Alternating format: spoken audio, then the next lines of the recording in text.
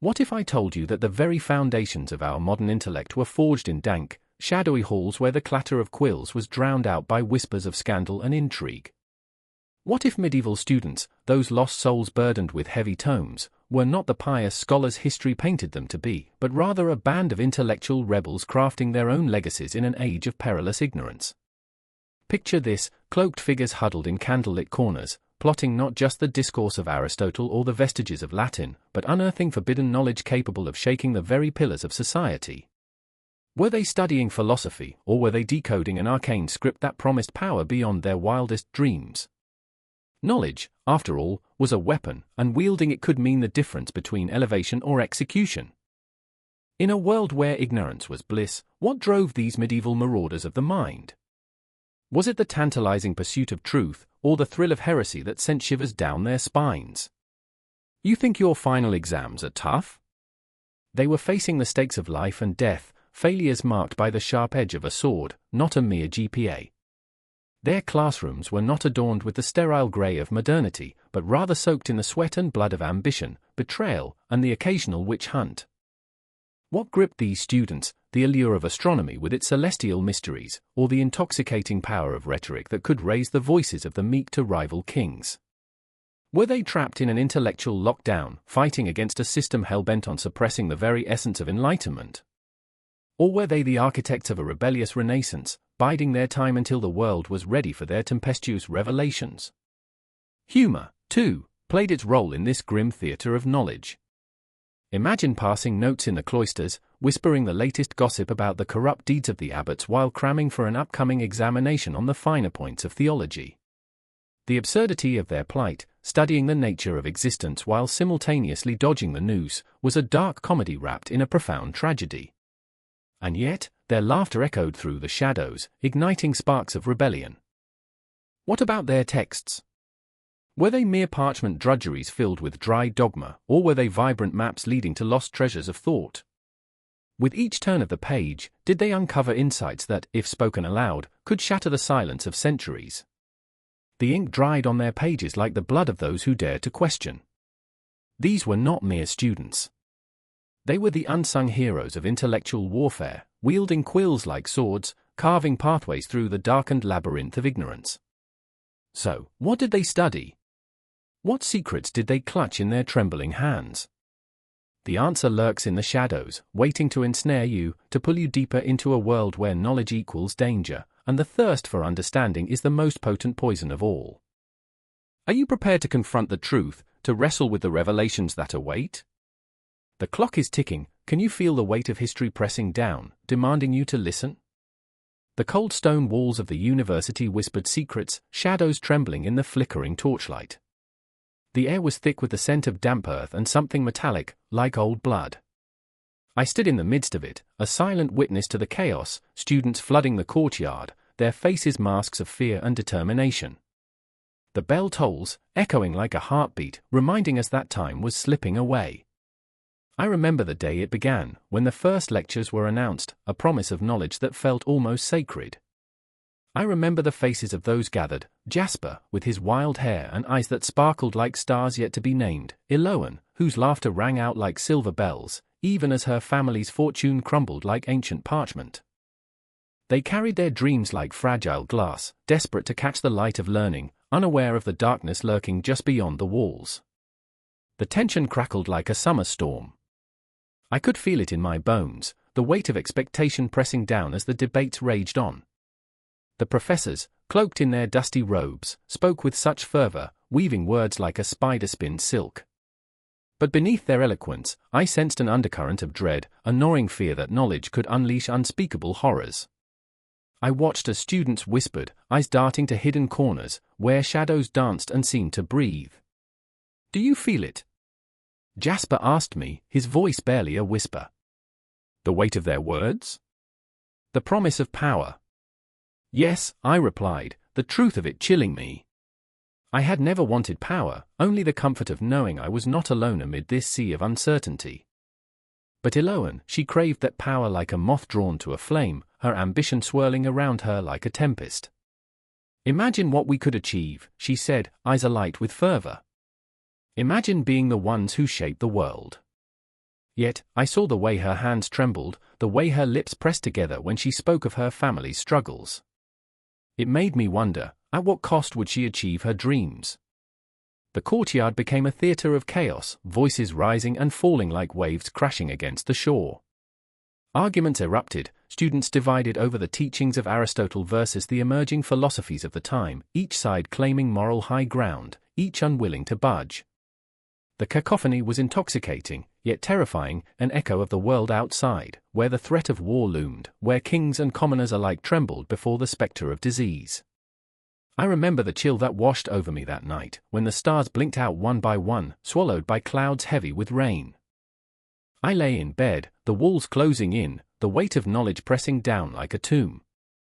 The whispers of my classmates filled the air, voices laced with uncertainty. "What if we are not meant to know?" one said, voice trembling. A chilling thought, one that haunted me as I drifted into uneasy dreams, where the shadows of the library took on forms more grotesque than I could bear. Then came the day when it all changed. The news swept through the university like wildfire. A plague had broken out, a sickness that turned the bravest hearts to ash. I remember how Jasper's eyes clouded, the spark within extinguished. Panic spread, students fled, and the echoes of laughter became distant memories. Eloan stood resolute, her expression steeled against the tide of fear. "We cannot yield," she declared, voice rising above the chaos. "If we abandon our quest for knowledge now, we will be lost forever." Her conviction sent shivers down my spine, her words a dagger slicing through the thick fog of despair. But as she spoke, I could see the cracks in her facade, the way her hand shook ever so slightly, the way her breath quickened. I wondered if she understood the price of her ambition, the cost of wielding knowledge in a world gone mad. The university, once a sanctuary of learning, became a battleground for ideals, a crucible where friendships were tested. In the library, I found Jasper, huddled among the tomes, his fingers brushing over the spines as if searching for answers. "What good is knowing if we perish?" he asked, his voice a mere tremor. I wanted to console him, to promise that knowledge was worth the risk, but the words caught in my throat. The pages of history were filled with the bones of those who sought more than they could bear, who chased shadows only to find themselves ensnared. And yet, the allure of the unknown beckoned us, seductive like a siren song. Even as the spectre of death loomed, I found myself drawn to the debates, hungry for the taste of knowledge and power. The professors, too, fought against the tide, their intellects ablaze with fervor, as if daring fate to strike them down. But each victory in the lecture halls came at a cost. A classmate fell ill, another was carted off, their fate sealed by an unseen hand. I could feel the shadows creeping closer, the weight of history pressing upon us all. What are we becoming? I whispered into the darkness, a question that hung unanswered in the air. As we gathered for what we believed to be the final lecture, the atmosphere crackled with anticipation, the weight of our shared struggles binding us together like a tapestry woven of fear and hope. Eloan stood before us, her voice fierce, yet tinged with a fragility that left me breathless. "We cannot let fear dictate our lives. We are the architects of our destiny." But I saw the tears glistening in her eyes, the flicker of doubt that threatened to extinguish the fire within. In that moment, I understood, we were not merely students, we were warriors in an unseen battle, caught in the crossfire of ambition and despair. Time seemed to warp around us, the clock's relentless ticking echoing like a heartbeat, a reminder that we were all racing against the inevitable. Each heartbeat brought us closer to the edge, the precipice where knowledge met chaos, where dreams danced with death in a waltz of uncertainty. In that dimly lit hall, we were bound together by more than just the desire for knowledge, we were entangled in a web of our making, a testament to the complexities of ambition and the fragility of hope.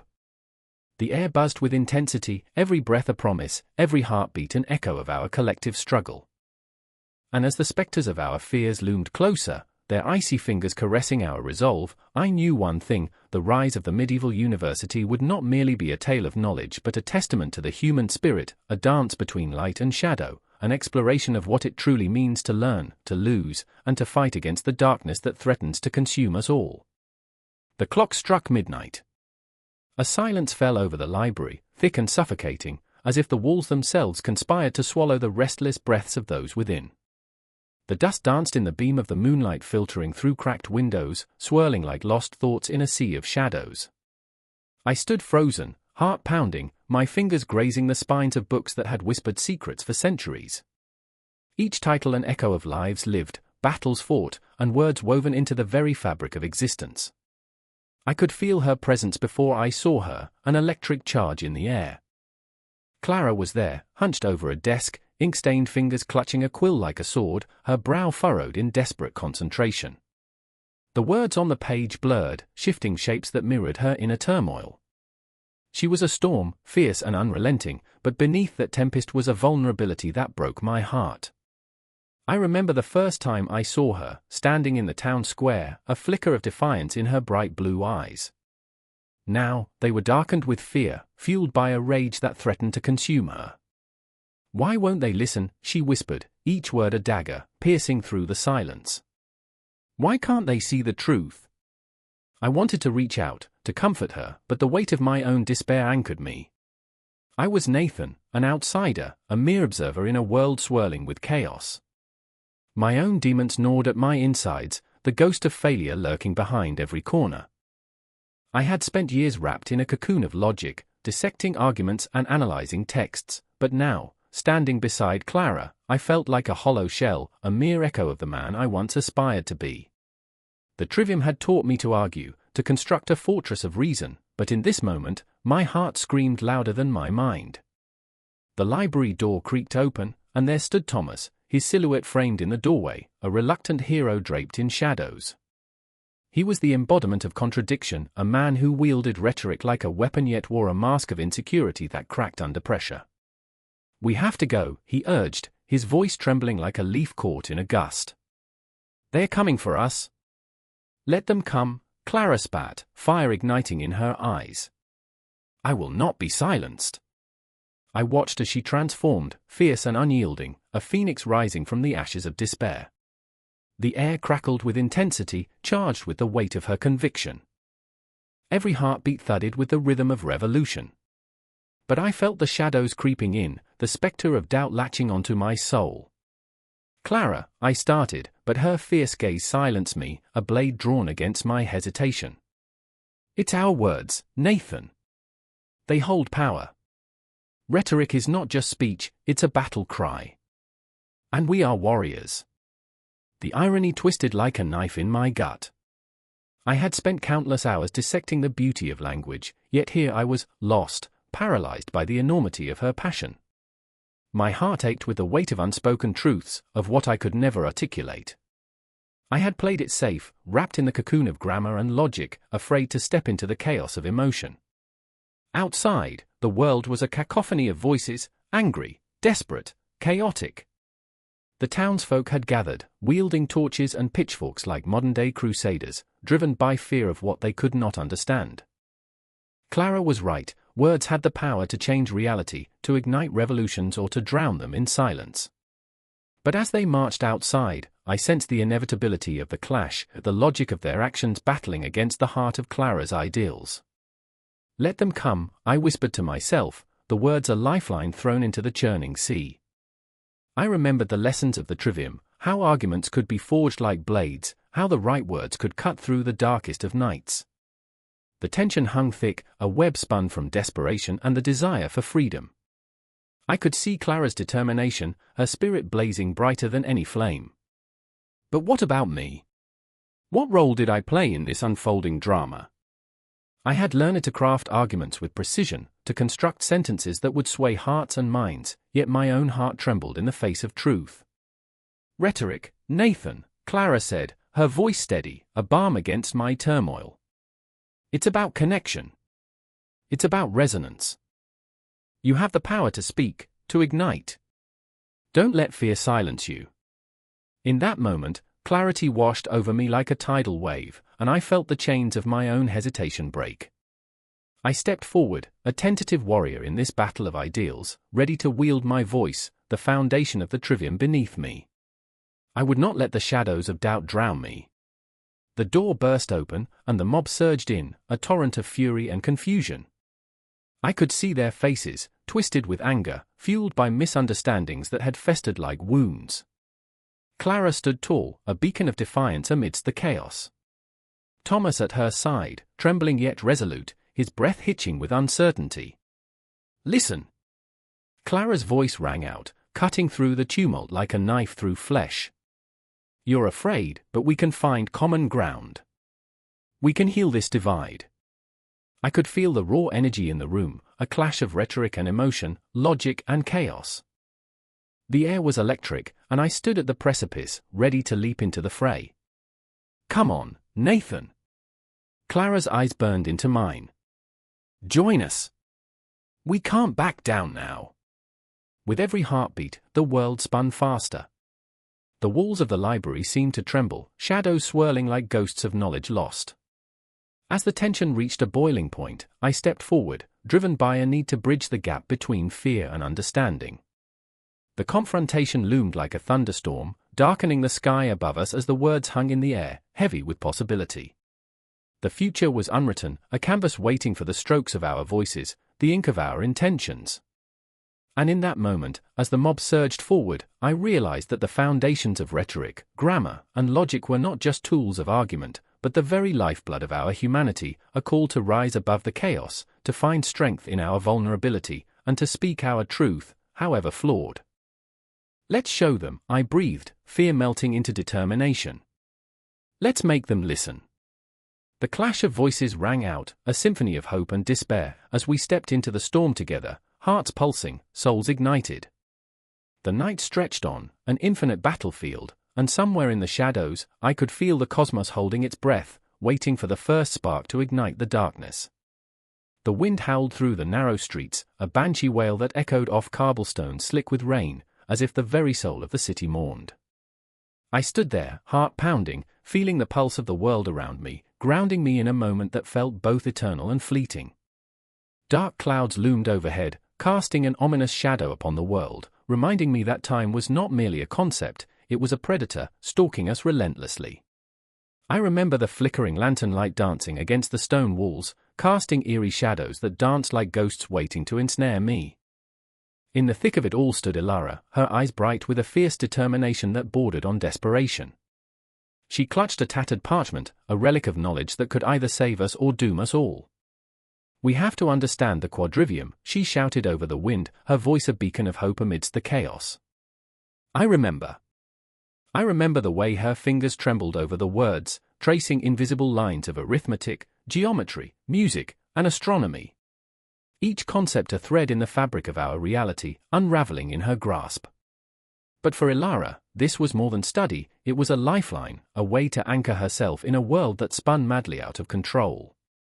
But standing beside her, I felt the weight of my own flaws pressing down like iron chains. I was Marek, ever the doubter. My skepticism wrapped around me like a shroud, stifling the flickers of belief that dared to ignite within. What good is understanding if it doesn't change anything? I spat, the bitterness of my words cutting through the air. My heart thudded against my ribs, a war drum reminding me of my own inadequacy. In that moment, the city felt alive, pulsing with hidden truths, woven into the very fabric of existence. Shadows whispered secrets as Ilara's voice rose, gaining strength. "Arithmetic is the language of the universe, Marek. It's the balance of chaos, the heartbeat of creation." Her passion ignited something in me, a flicker of curiosity amidst my doubt. I wanted to believe, to feel the rhythm of numbers wrapping around me like a warm embrace. Outside, thunder rumbled, a reminder that the storm would soon descend upon us. The clock tower loomed in the distance, its hands ticking away, each second a reminder of our own mortality, a cosmic joke played by time. "Geometry," Ilara continued, "it's the structure beneath everything. The laws that govern the stars, the pathways we tread. Don't you see?" I felt the air thicken with tension, a palpable energy swirling between us. With each word, the ground beneath us quaked, as if the very universe conspired to reveal itself. "But what about music?" I challenged, my voice trembling, seeking refuge in doubt. "What's the point of harmony when all I hear is discord?" A flicker of pain crossed Ilara's face, her resolve momentarily faltering. She was a symphony of emotion, and I was the dissonant note, clashing against her melody. Music binds us, she insisted, fierce and unyielding, her voice rising above the chaos.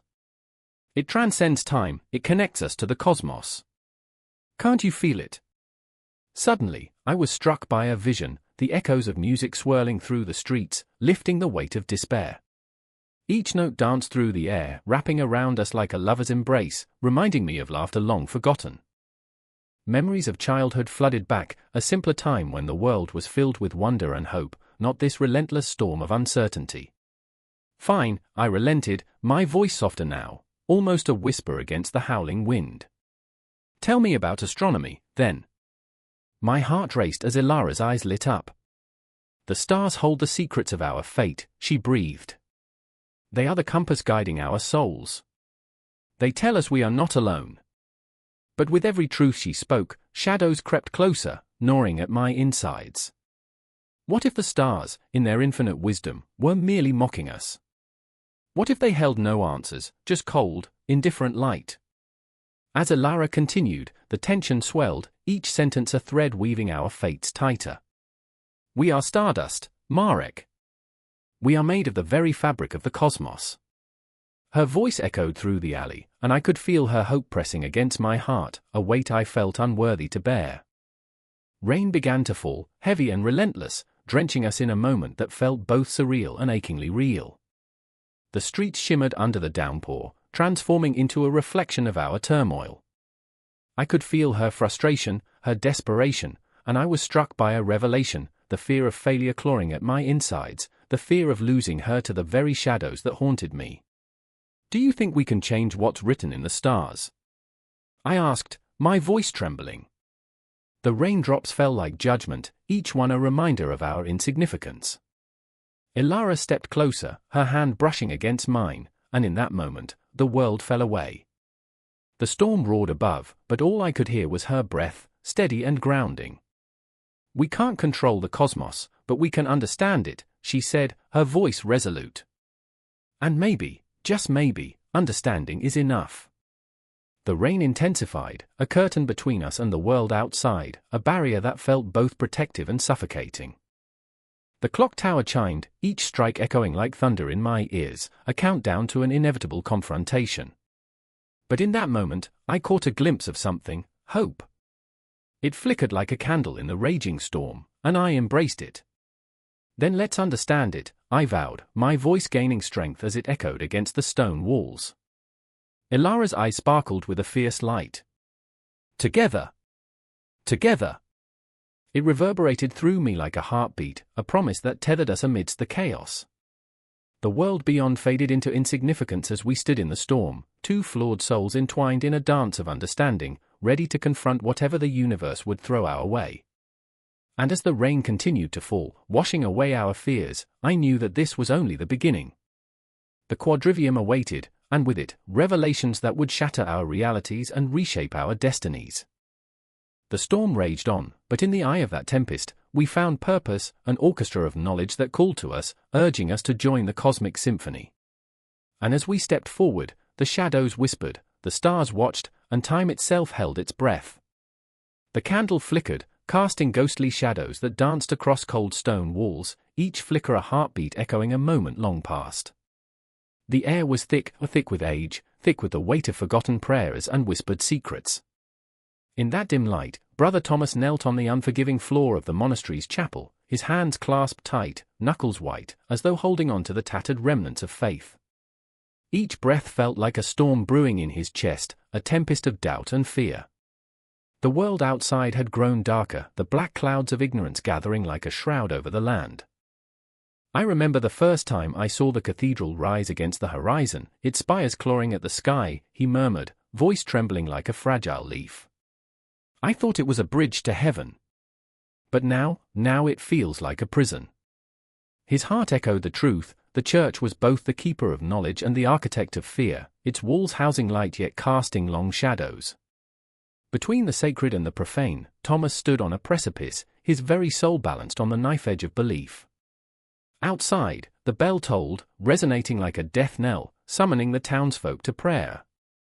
But what could prayer offer when the world seemed to crumble?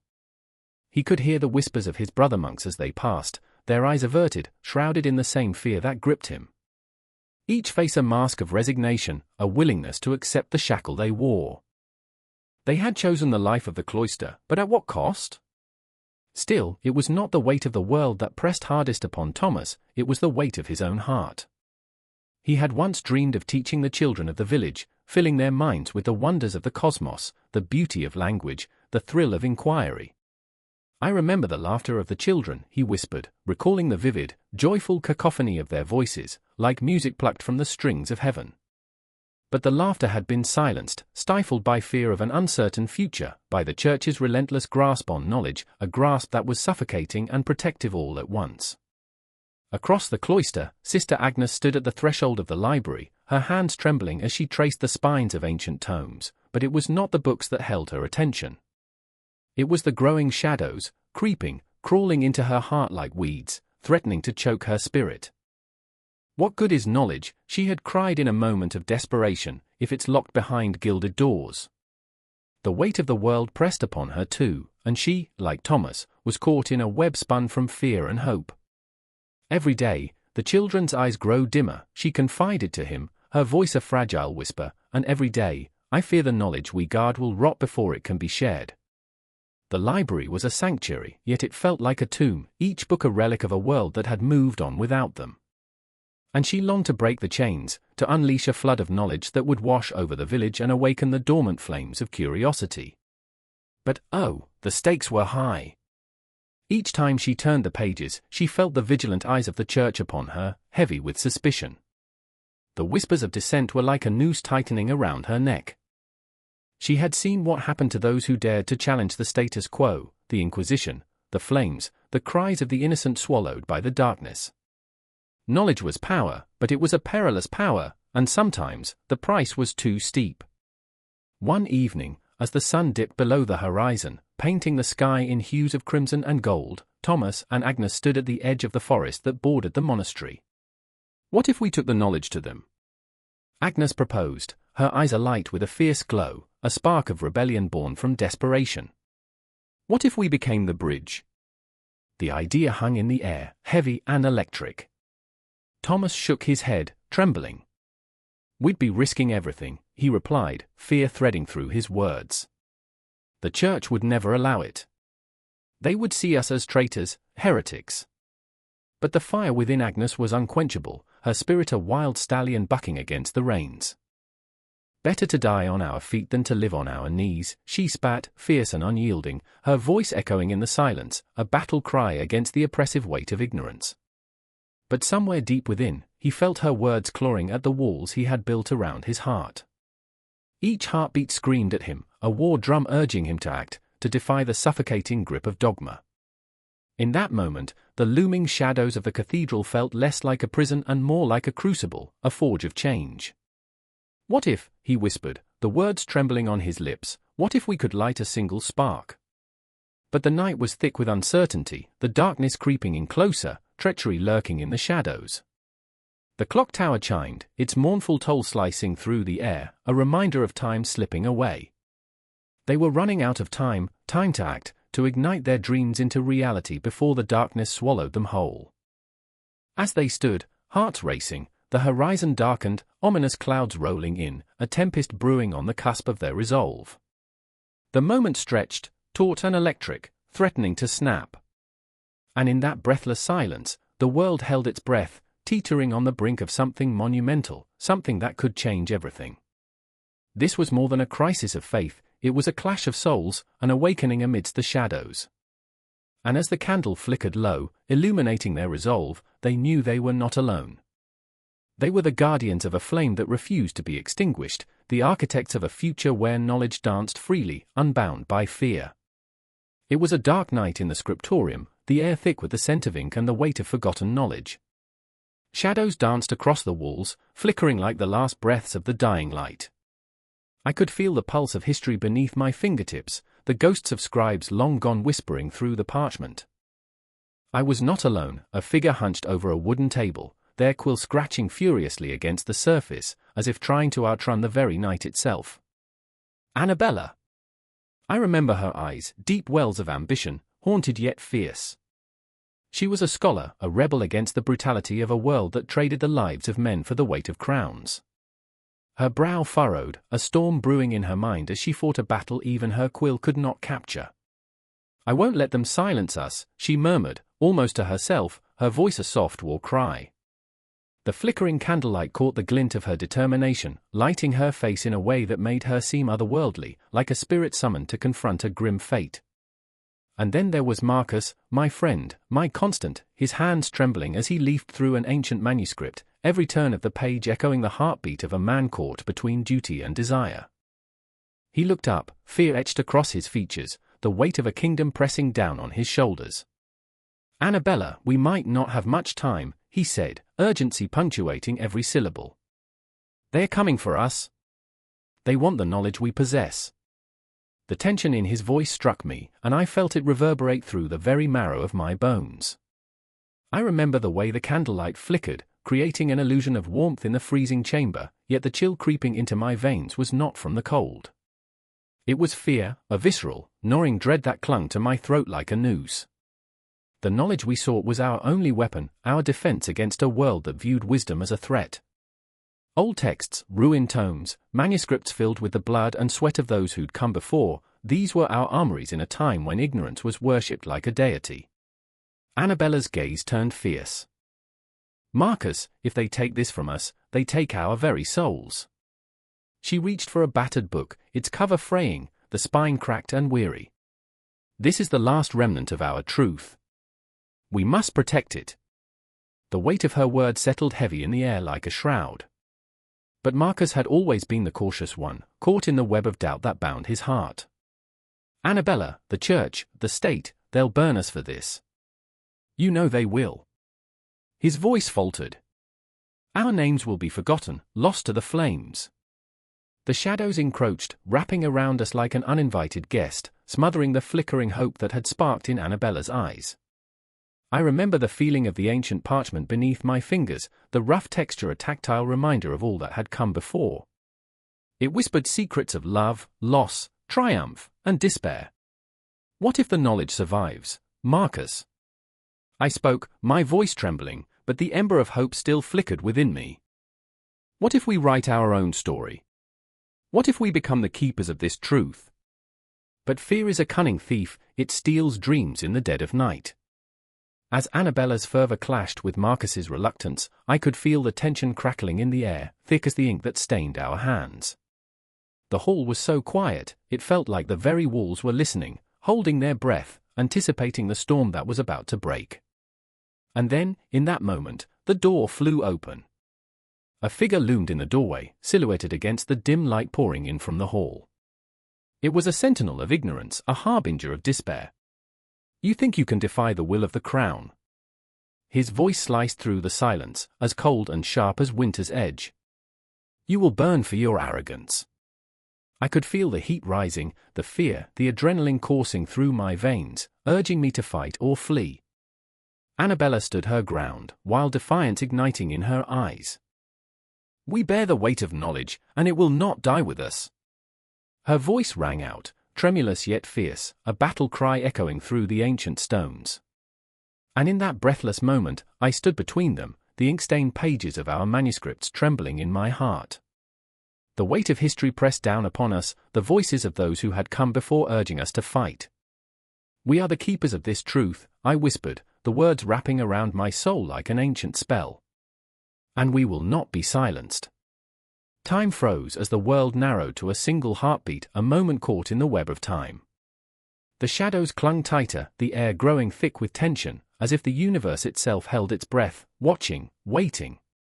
What we didn't realize was that in our defiance, we were already entangled in a greater story, a narrative stretching back through the ages, weaving us into the fabric of a world that would remember us, even if we fell. The clash of ambition and fear, the dance of knowledge against oppression, these were the rhythms of our lives. Like the old manuscripts, we were fragile yet fierce, filled with potential yet burdened by the past. As we faced the man in the doorway, I felt the weight of every decision we'd ever made. The truth we sought was alive, breathing with us, pulsing through the very fabric of our being.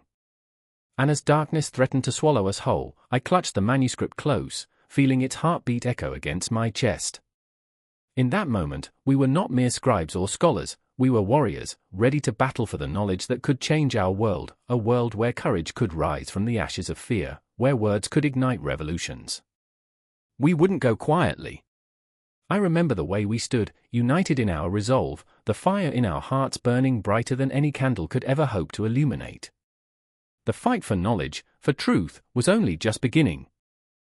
The clock ticks, a relentless metronome echoing through the silence of a dimly lit room. Dust particles dance in the stale air, each one a tiny ghost of lost thoughts, fading whispers. I can almost hear them, the murmurs of Aristotle, the fervent rhetoric of Cicero, their voices threading through my consciousness like an unwelcomed intruder. My heart pounds, a frenetic drum in my chest, as I stand at the precipice of despair, the weight of their philosophies casting long shadows over my soul. I remember the moment, it was twilight, the last breaths of daylight succumbing to the encroaching darkness. Sophia stands before me, her eyes wide, brimming with fear and confusion. "What do I do?" she asks, her voice barely above a whisper, trembling as if each word might shatter the fragile barrier between her and the abyss.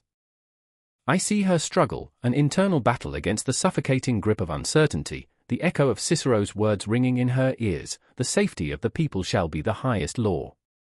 But safety feels like a mirage, shimmering just out of reach. I want to scream, to shake her from this paralysis, but I too am caught in the web of my own doubts. "Listen," I say, my voice breaking, "think of Aristotle. He believed in virtue, in the pursuit of the highest good. But what does that mean when the world is crumbling around us?" I'm not sure if I'm trying to comfort her or myself. I remember my own fears, a spectre haunting me, whispering the same doubts into my ear. We stand on the precipice of something vast and terrifying, a reality where principles clash with survival. Outside, the city is alive with chaos, a cacophony of desperate cries and the distant wail of sirens. It feels as if the cosmos itself has turned against us, the stars aligning in cruel mockery. I can almost hear the thrum of the universe, a heartbeat that echoes the turmoil within. What if we just held on to these texts? I plead, my voice rising. What if we let them guide us through this dark night? Sophia flinches, the very idea sending shivers down her spine. But at what cost? She counters. Her bravado cracks, revealing a vulnerability that pulls at my heart, a raw wound laid bare. I remember the late nights spent poring over those ancient texts, their wisdom a balm to my frayed edges, yet now they feel heavy, like stones in my pocket, dragging me into the depths of despair. Distant thunder rumbles overhead, the storm brewing outside mirroring our inner turmoil. Look at us, I say, hiding behind words, hoping for comfort when the world demands action. I can feel the tension coiling within me, a taut wire ready to snap. I look deeply into her eyes, searching for some flicker of resolve. Aristotle spoke of purpose, of realizing our potential. Is our potential just to cower in fear? A flicker of defiance ignites within her, and for a brief moment, I see the flame of the warrior she could be. The shadows of doubt linger, but she clings to the remnants of her courage. What if this is all a cruel joke, she demands, her voice rising above the storm, a tempest within her throat. What if Cicero was wrong? What if virtue isn't enough? Her words pierce through me, igniting a firestorm of emotion. I remember my own battles with despair, the suffocating weight of expectations pressing down like a funeral shroud. I had always found solace in the wisdom of the ancients, their thoughts a lifeline in a world fraught with chaos. But now, those very thoughts feel like chains, binding me to a fate I cannot escape. The city outside erupts, a sudden explosion of chaos, a reminder that the world hasn't forgotten us. I take a step away from the window, the glass cold beneath my fingertips. What if we are more than just fleeting shadows? I whisper, the question hanging in the air like a dark omen. What if we can ignite the sparks of change? Sophia's breath hitches, caught between hope and despair. But how? She cries, the tears spilling down her cheeks, glistening like the remnants of a shattered dream. How do we rise when we feel so broken? I remember the stories of the heroes I once idolized, figures who dared to challenge the status quo, who turned their pain into a weapon. We rise by claiming our voice, by refusing to be silenced, I reply, each word a battle cry. Outside, the chaos swells, a symphony of despair, yet within this room, something shifts. The air thickens with possibilities, the weight of fear replaced by a burgeoning sense of purpose. Let Cicero remind us of justice, let Aristotle guide us to virtue, but let us not forget that we are the authors of our own narratives. For a moment, time stretches, and I can see the potential for both triumph and tragedy in her eyes, the crossroads before her like a vast expanse of uncharted territory. Are we brave enough to step forward? I challenge, daring her to confront the unknown. The clock ticks on, a reminder of our fragility, yet within that sound lies a promise, a heartbeat that insists, you are alive. Choose. The storm outside rages on, but inside, a quiet revolution begins to take shape. The shadows may loom, but we will not cower in fear. And as we stand there, on the cusp of defiance, I feel the weight of history pressing down on us, but it is not a burden, it is a call to arms. The echoes of Aristotle and Cicero entwine with our resolve, whispering truths that are at once ancient and fresh. Together, we pull the threads of our fears and hopes, weaving a tapestry of resistance against the dark, a testament to the power of thought, the influence of the classics coursing through our veins like fire. And as the world outside howls, we stand resolute, ready to carve our destiny from the chaos. The clock tower loomed over the square, its chimes reverberating like a heartbeat, each stroke a portent of the battle to come. I could feel the air pulse with tension, thick and electric, like a storm waiting to break. Beneath the dull grey sky, two figures stood apart, their silhouettes sharp against the cobblestone. Anna, fierce and unyielding, her dark eyes glistening with defiance, faced off with Marcus, whose brow was furrowed in an agony of doubt. They were warriors of words, armed not with swords but with the raw power of conviction, and the stakes were unbearable. I remember, Anna's voice sliced through the thickening gloom, the day you chose silence over truth. The accusation hung in the air, heavy and bitter, while I felt the world around us stand still, every breath a wound. She was relentless, a tempest of unyielding will, yet even in her fury, I could see the fracture in her heart, the yearning for connection, for understanding, even as she hurled her words like daggers. Marcus swallowed hard, the color draining from his face as if he were a ghost caught between two worlds. And I remember, he countered, his voice barely above a whisper, shaky yet laced with an intensity that made the air quiver, the day you decided that compassion was weakness. His words were a mirror, reflecting not just their conflict but the shadows of their own insecurities. His vulnerability hung in the balance, a fragile thread that could snap at any moment, and I could feel the weight of their shared history pressing down on us like an unyielding shroud. The crowd murmured around them, anticipation crackling like electricity as whispers of doubt mixed with fervor. They were drawn in, caught in the gravity of this moment, the art of debate morphing into something primal, visceral. Each spectator, a part of this unfolding drama, felt the thrum of their hearts in sync with the pulse of the conflict. It was not just a debate, it was a reckoning. I thought we were partners in this. Anna's voice trembled as she stepped closer, her breath escaping in a rush, each syllable a challenge. But you stand there, clutching your silence like a shield. She was a tempest, wild and fierce, and I could see the cracks spreading across her bravado, fragile, raw. The pain of betrayal was both a fire and a flood, raging within her like a hurricane. Marcus shifted, the weight of her words pressing down on him like chains. And I thought you understood the cost of truth, he shot back, his voice fraying at the edges, a declarative plea hiding within it. It's not just about winning. His hands trembled at his sides, fists clenched so tightly his knuckles were white, the internal conflict waging war beneath a facade of stoicism. He was a man caught in the crossfire of loyalty and conscience, and I felt the air thicken with his desperation. I remember, Anna continued, her voice rising, building momentum like a freight train barreling down the tracks, when you would stand beside me, not against me. When eloquence was our greatest weapon, not a tool for betrayal. The intensity of her gaze bore into him, demanding recognition, demanding a reckoning. Yet Marcus stood firm, a statue of resolve, though the cracks were spreading, the pressure of her gaze forcing him to confront the demons he had buried deep within. And I remember the laughter that echoed between us, he replied, the weight of nostalgia heavy in his tone. But where does laughter lead us when the truth is a blade at our throats? The crowd held their breath, the air crackling with electricity, each heartbeat a drumroll of anticipation. The shadows grew longer, the sun sinking behind the horizon as if the world itself held its breath for the resolution of this exquisite agony. Anna took a step back, hurt flashing across her face. "You've turned the truth into a weapon, and her voice faltered, a whisper lost in the growing darkness. "I never wanted to fight you." Her vulnerability spilled forth, a cracking dam of emotion, revealing the tender heart beneath the steel. "Neither did I," Marcus replied, his voice low, the tremor in it betraying his own turmoil. "But you must see that some truths are better left unsaid. Is it cowardice?" Anna's voice was a sharp blade, cutting deeper, revealing the raw flesh beneath. "Or is it fear? Fear of losing who you are in the face of what you should be?" Even as their voices rose and fell, the unspoken truth trembled in the space between them, a chasm that could swallow them both whole. The crowd, now a living entity, pulsed with their emotions, hanging on every word, every glance, every fleeting moment of silence that echoed like thunder through the square. "Fear." Marcus laughed hollowly, a sound devoid of joy, the bitter taste of it hanging in the air. "I fear nothing but what we could become."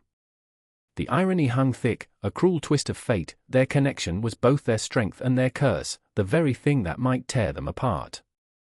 I could feel their pain, their raw emotion binding them together like threads in a tapestry, beautiful yet fraught with tension, woven with vulnerability and rage.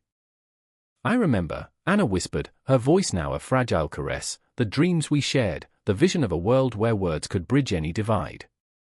She reached out, fingers trembling, nearly touching the space that felt like a chasm between them. "Dreams," Marcus echoed, the word falling from his lips like a stone, heavy with regret. "I thought they would bind us, not break us." And there it was, the heart of the matter laid bare, a vulnerable thread stretching between hope and despair.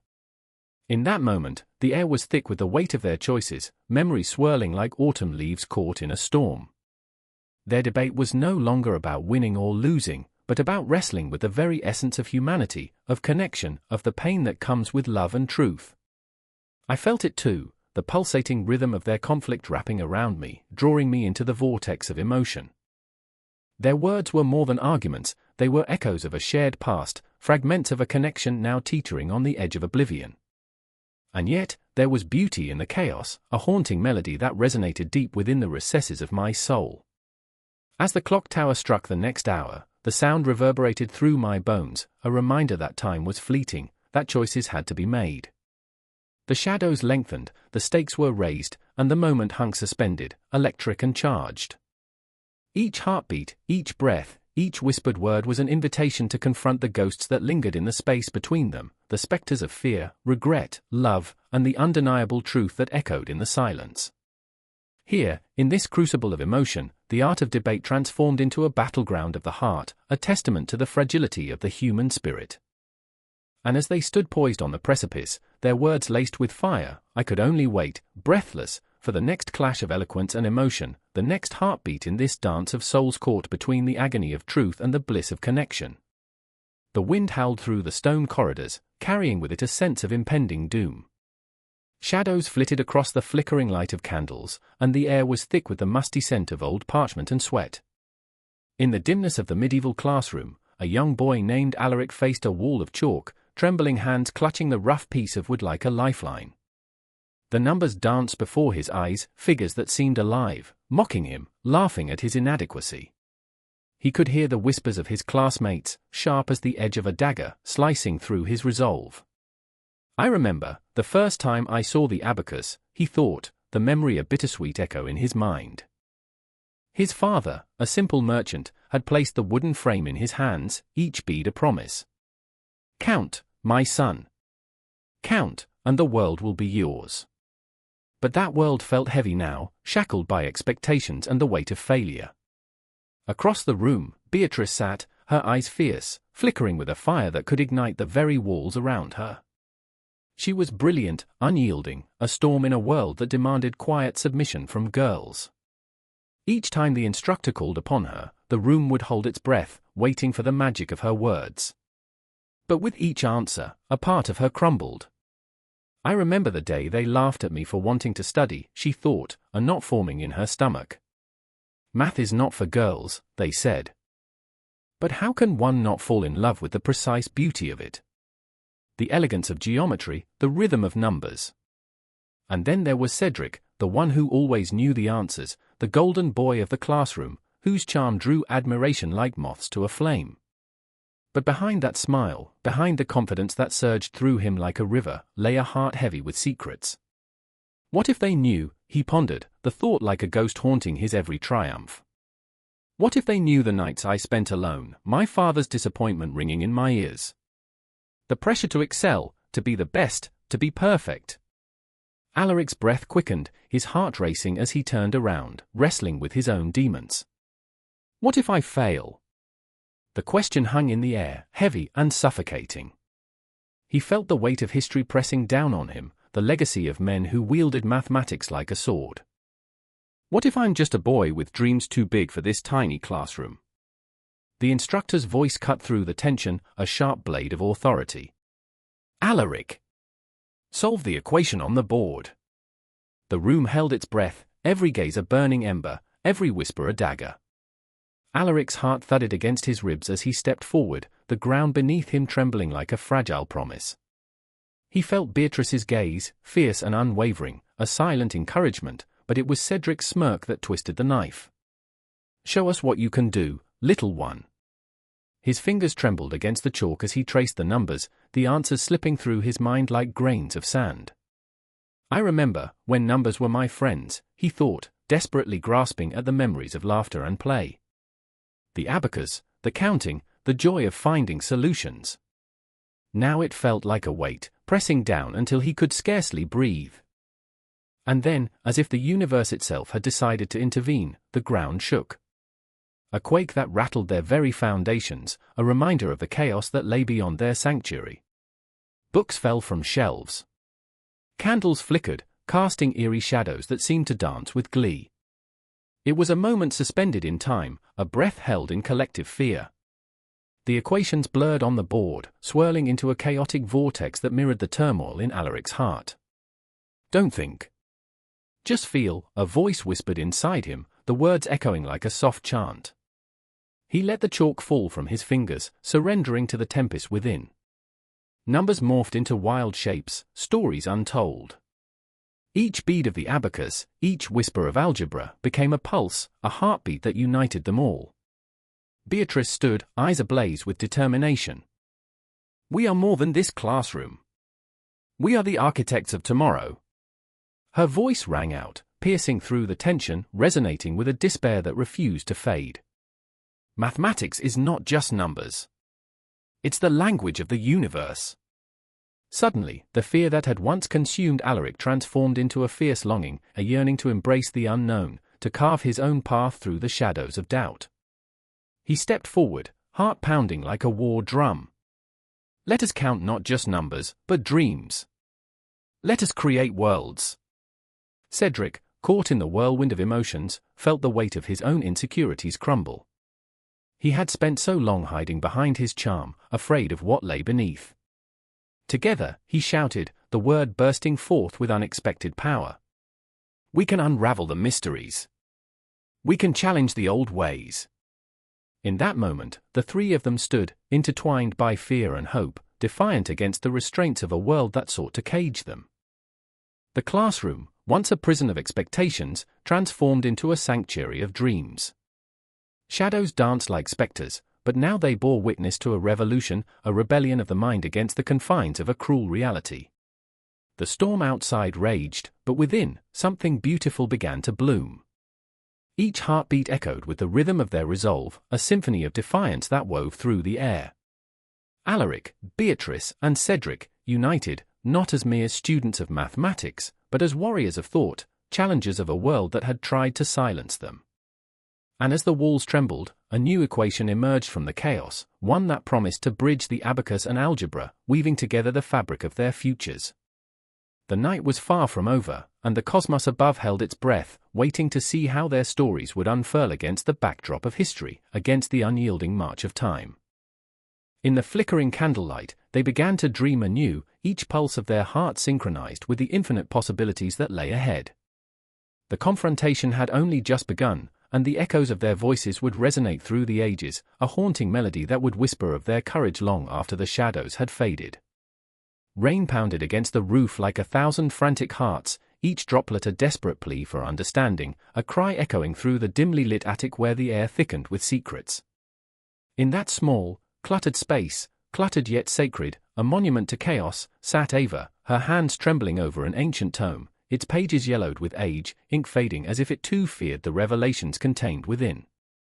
Outside, the world blurred into a smear of shadows and light, but inside, the atmosphere crackled with the electric tension of something monumental about to unfold.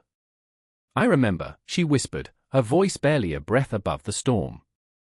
"The night my father vanished into the void."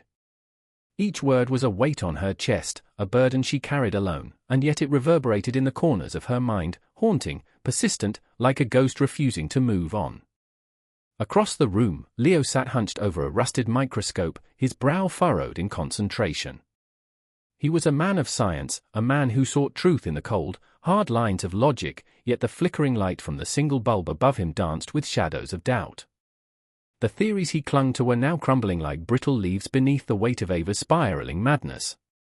"This isn't just about him anymore, Ava," he said, voice unsteady, strained.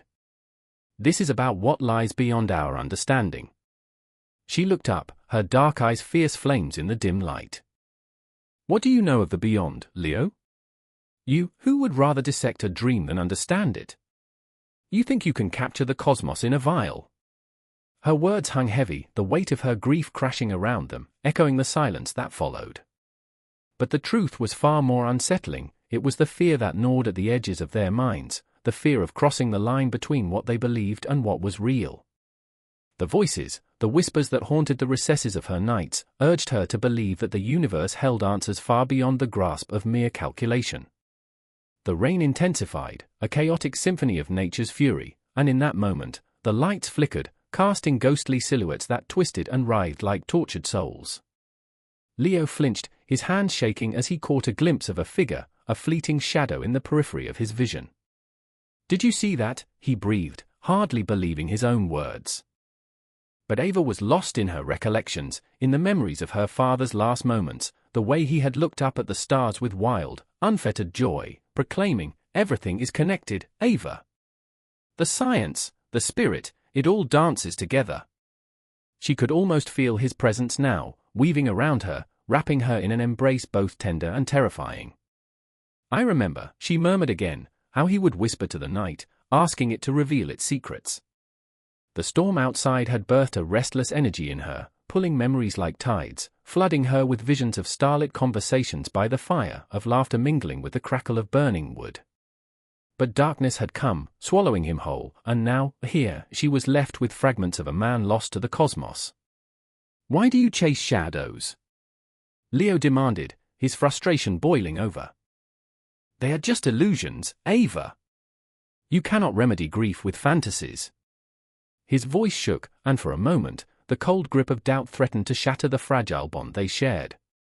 "Illusions," she echoed, disdain lacing her words. "And what is science, but another form of faith? You put your trust in equations, in sterile laboratories, while her voice trembled, cracking under the weight of her despair. "I seek my father in the stars." The air thickened around them, almost electric, as if the universe itself was holding its breath. In that charged silence, they both felt it, a pull, a gravitational force dragging them toward an unknown destiny.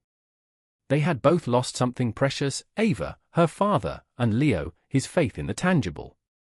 Outside, the storm unleashed its fury, a primal roar that shook the very foundations of the world, and in the attic, a clock ticked ominously, its hands moving like a pendulum of fate.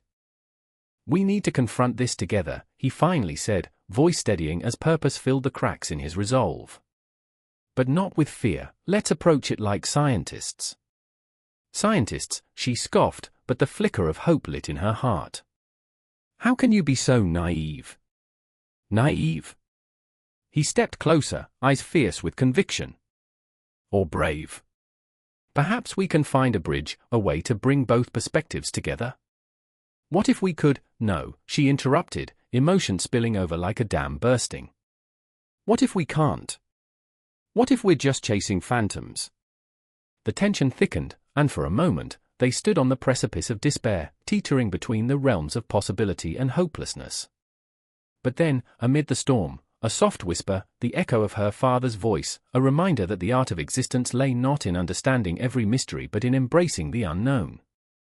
I remember, she said again, the words spilling from her lips like a prayer, his laughter under the stars, the way he taught me to breathe in the cosmos.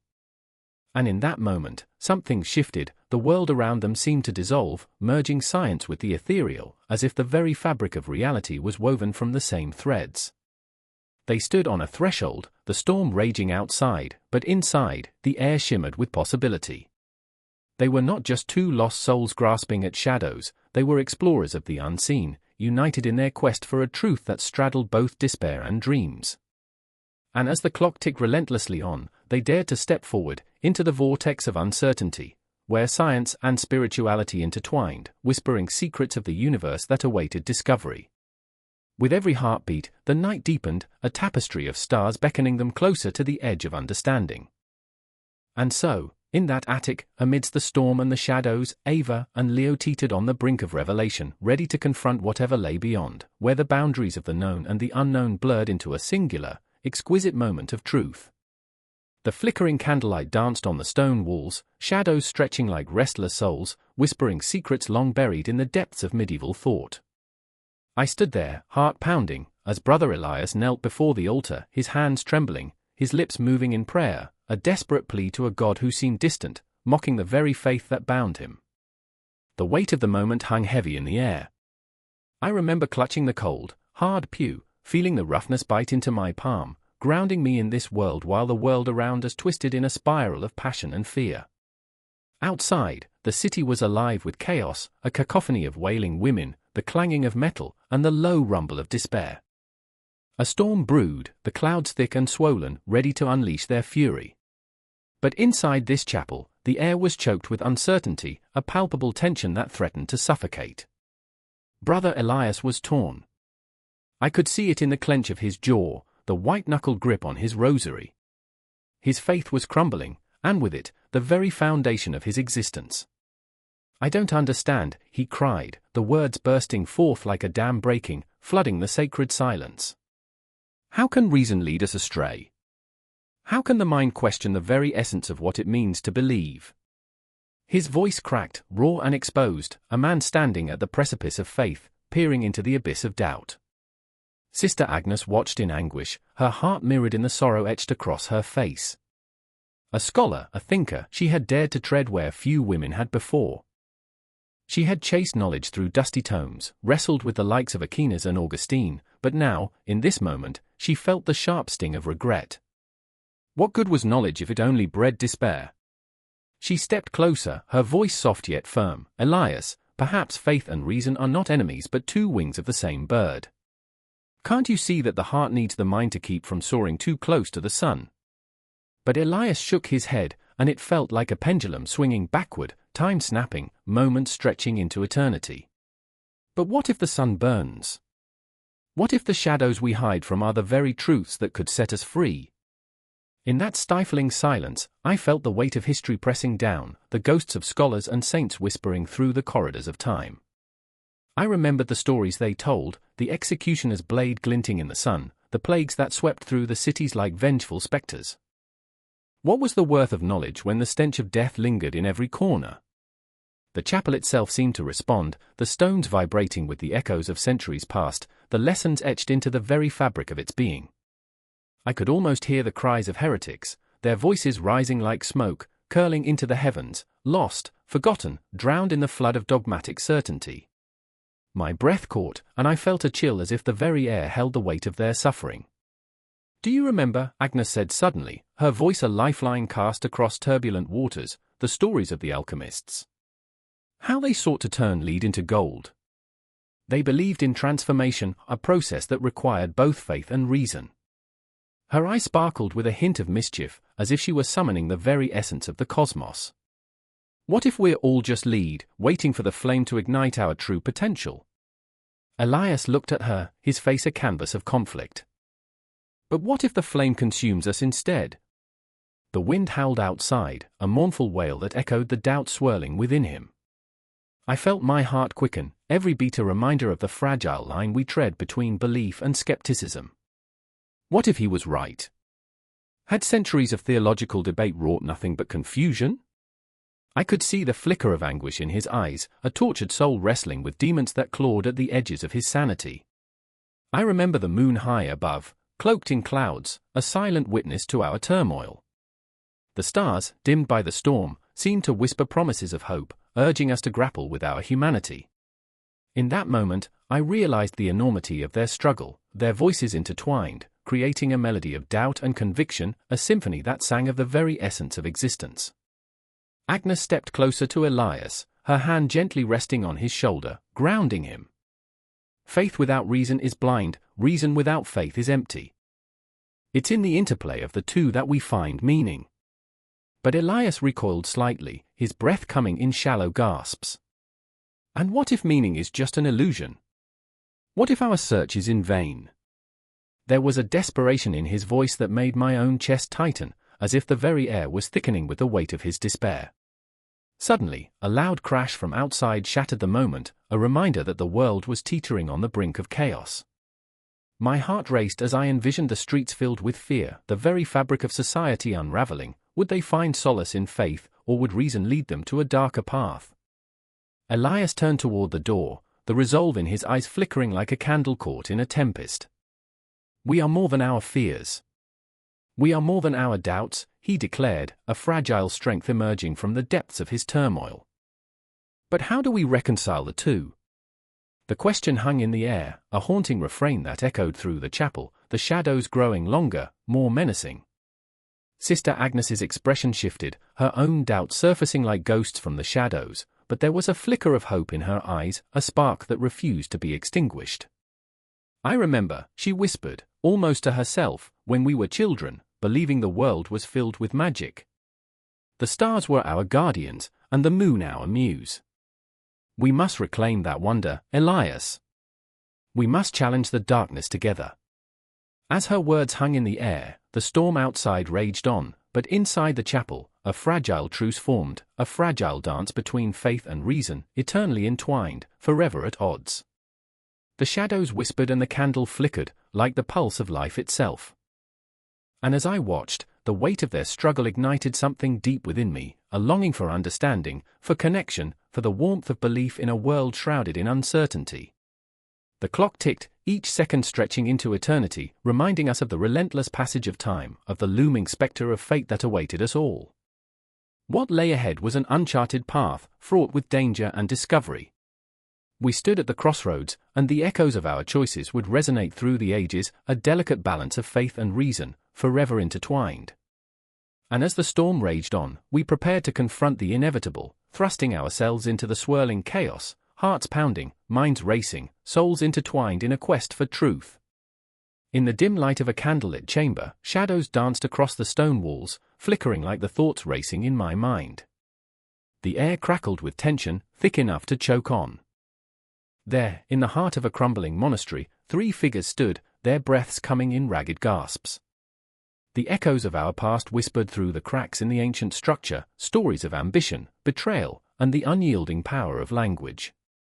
Latin, the ghost haunting our every word, the silent arbiter of our fates. I remember the first time I heard it. The way the syllables rolled off the tongue, rich and full, like dark wine spilled on a crisp white tablecloth. My father, a scholar, would summon it from the depths of his heart with such reverence, each word a spell binding me to a world of learning where knowledge was the currency of souls. Veritas, he would say, his voice resonating with the weight of history. Truth. The word hung in the air like a promise, a curse. But all I could see was the flickering flame, and I felt it, the pull of something greater, darker, entwining with the very marrow of who I was. Then there was Agatha. Lovely, fierce Agatha, with a mind sharper than any sword. She stood beside me now, her eyes aflame with defiance, the flickering light revealing the tension in her brow. If we cannot wield this language, we are nothing but shadows in their halls, she spat, her words ignited by desperation. Latin was her lifeline. In a world where power wasn't just learned but inherited, she fought tooth and nail for a place, for words that could elevate her from the dirt. I admired her tenacity, yet I felt it, an undercurrent of fear.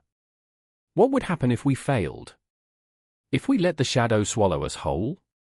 Then came Marcus, a man trapped in the labyrinth of his own aspirations. He was our ally, though the lines dividing us were drawn with the ink of ambition. Every phrase, every structure, it's a weapon, he murmured, his voice low, conspiratorial. His fingers drummed against the wooden table, each tap echoing the urgency of our situation. We can't let them silence us. Not now. But the question loomed, was he fighting for us or for his own reflection in the mirror of history? I remember the first lecture I attended, cloaked in the dusty stillness of a library. The old man droning on, his voice a shroud of Latin terms and ancient conjugations. I lost myself in the rhythm, the hypnotic cadence of the language, yet I felt a chill creeping in. Like the ancient tomes, I too was a vessel of knowledge, but what use was knowledge when it only served to chain us? I caught Agatha's eyes, and in them I saw my own fears mirrored back, the fear of inadequacy, the fear of being lost to the shadows that lurked just beyond comprehension. "Bravitas, Agatha!" I shouted, the words escaping my lips before I could contain them. "We need brevity, clarity. We don't have time for the excesses of theory." The moment hung like a noose between us, my plea sharp in the air. Latin was not merely a language, it was a battlefield. The clock on the wall ticked ominously, each second a reminder of our limitations, the weight of expectations pressing down on us. Time was not our ally, it was a relentless spectre. We were all haunted by the spectre of failure, the ghosts of what could be. "Each word is a step," Marcus breathed. His face was pale, the candlelight casting him in an ethereal glow. "Each phrase is a bridge." But I could see through the cracks in his bravado. Even he was afraid. We were all terrified, standing at the precipice of our potential, hearts racing, pulsing with the promise and peril of the Latin tongue. And Agatha, fiery Agatha, whispered the words of the ancients, her voice a lullaby of rebellion. "Quod est veritas?" What is truth? She asked this question not just to the void but to us. Each word was a dagger, probing the tender spots of our souls. What was truth in a world that twisted words to fit the narrative? What was truth when the language of power was spoken in Latin, and we were mere spectators in our own lives? I could feel the walls closing in, a suffocating reminder that silence was our greatest enemy. "Speak, Agatha," I urged, my heart pounding like a drum in the darkness. "Let them hear us. Let the echoes of our voices rise against the dusty tomes that hold us captive." But what if the echoes returned empty, mocking our ambitions? The anxiety curled around my heart, a persistent reminder of our insignificance in a world where we fought for every syllable. Then there were moments of clarity, brief instances when the words felt like a lifeline, a beacon cutting through the fog. I remember the exhilaration, the thrill of translating a passage, the moment when the words transformed into something tangible, something that could ignite a fire in our hearts. But those moments were fleeting, swallowed by the shadows that loomed large, always threatening to consume us. "Shall we be ghosts, then?" I spat, the bitterness of the question tasting like ash on my tongue. Shall we retreat into the shadows, never to be remembered? A silence fell, heavy as a shroud. Agatha's eyes shimmered with unshed tears, and I felt the weight of my words sink deep into her heart. But what could we do? The monastic life offered no refuge, only the relentless march of time and the demands of tradition. The walls of the monastery seemed to shake with our fears, the echoes of our hearts reverberating through the stone. Each heartbeat was a reminder that we, too, were alive, struggling against the currents of a world that sought to drown us in silence. Agatha's hand found mine, a silent promise amidst the chaos. "We may be shadows," she whispered, "but shadows can dance. Shadows can tell stories." And in that moment, I felt a flicker of hope, a tiny flame igniting in the dark corners of my heart. Latin, the language of learning and communication, loomed before us, not just a barrier but a bridge, not just a weapon but a vessel of our souls. We stood on the edge, ready to confront our fears, our doubts, the raw essence of who we were. Each word was a step into the void, a leap into the unknown. The world outside was waiting. The darkness trembled in anticipation, and we were ready to rise. The clock chimed midnight, its deep sonorous toll echoing through the empty hallways like a warning, a harbinger of unspeakable truths. I stood in the darkened room, shadows clinging to the corners like whispers echoing long-forgotten secrets. Outside, the wind howled, a wild chorus that sent icy fingers running down my spine. I could feel the weight of the world pressing down on me, the air thick with the scent of old books and despair. There was no escape from the storm that raged inside me, nor the storm that rumbled outside. I remember Ella's eyes, shimmering pools of uncertainty. She had always been a seeker, her heart worn like a badge of honor. But now, as we faced the impending heart-wrenching decision, I could see the flickering flame of hope wane beneath the relentless tide of fear. Her hands trembled as she clutched the letter, its edges frayed like our fragile sanity.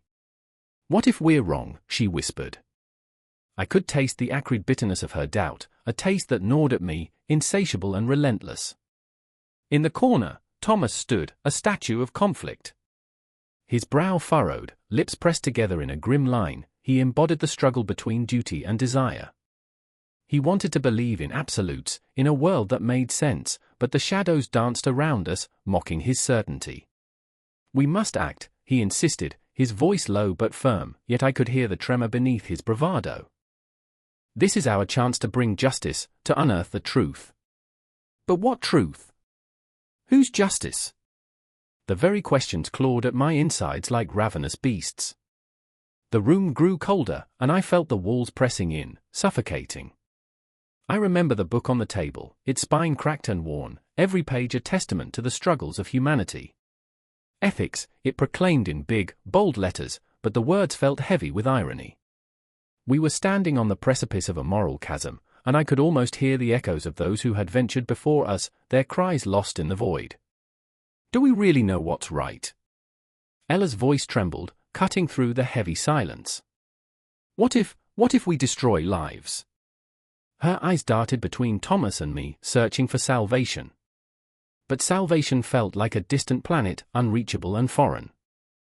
I wanted to comfort her, to tell her it would be okay, but the truth clawed at my throat. What if it wouldn't be? What if we were the architects of our own destruction? I could see the shadows of our fears wrapping around us, drawing tighter with each heartbeat. The clock, relentless and unyielding, ticked like a metronome counting down the moments until our decision would reverberate through time. I remember the day I first met Thomas. His laughter had been bright, like sunlight cutting through the heavy fog of my disillusionment. But laughter had turned to paranoia, and I could feel the weight of our choices crushing him, fraying his sanity. Outside, thunder rolled, a growling beast unleashed upon the night.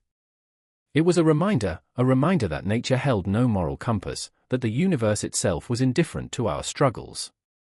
I could almost hear it laughing, a cosmic chuckle at our feeble attempts to impose order on chaos. Were we any different from ants scurrying beneath a great boot, unaware of our own insignificance? And yet, I remembered hope, the fragile glimmer that flickered in those moments when Ella smiled despite the darkness. She believed in something greater than ourselves, a world where love could conquer fear. But as I looked into her eyes, I saw the crack forming, a fracture threatening to shatter her spirit. "Please," I implored, my voice barely more than a whisper, "don't let go." But I could feel her slipping, like grains of sand through our fingers.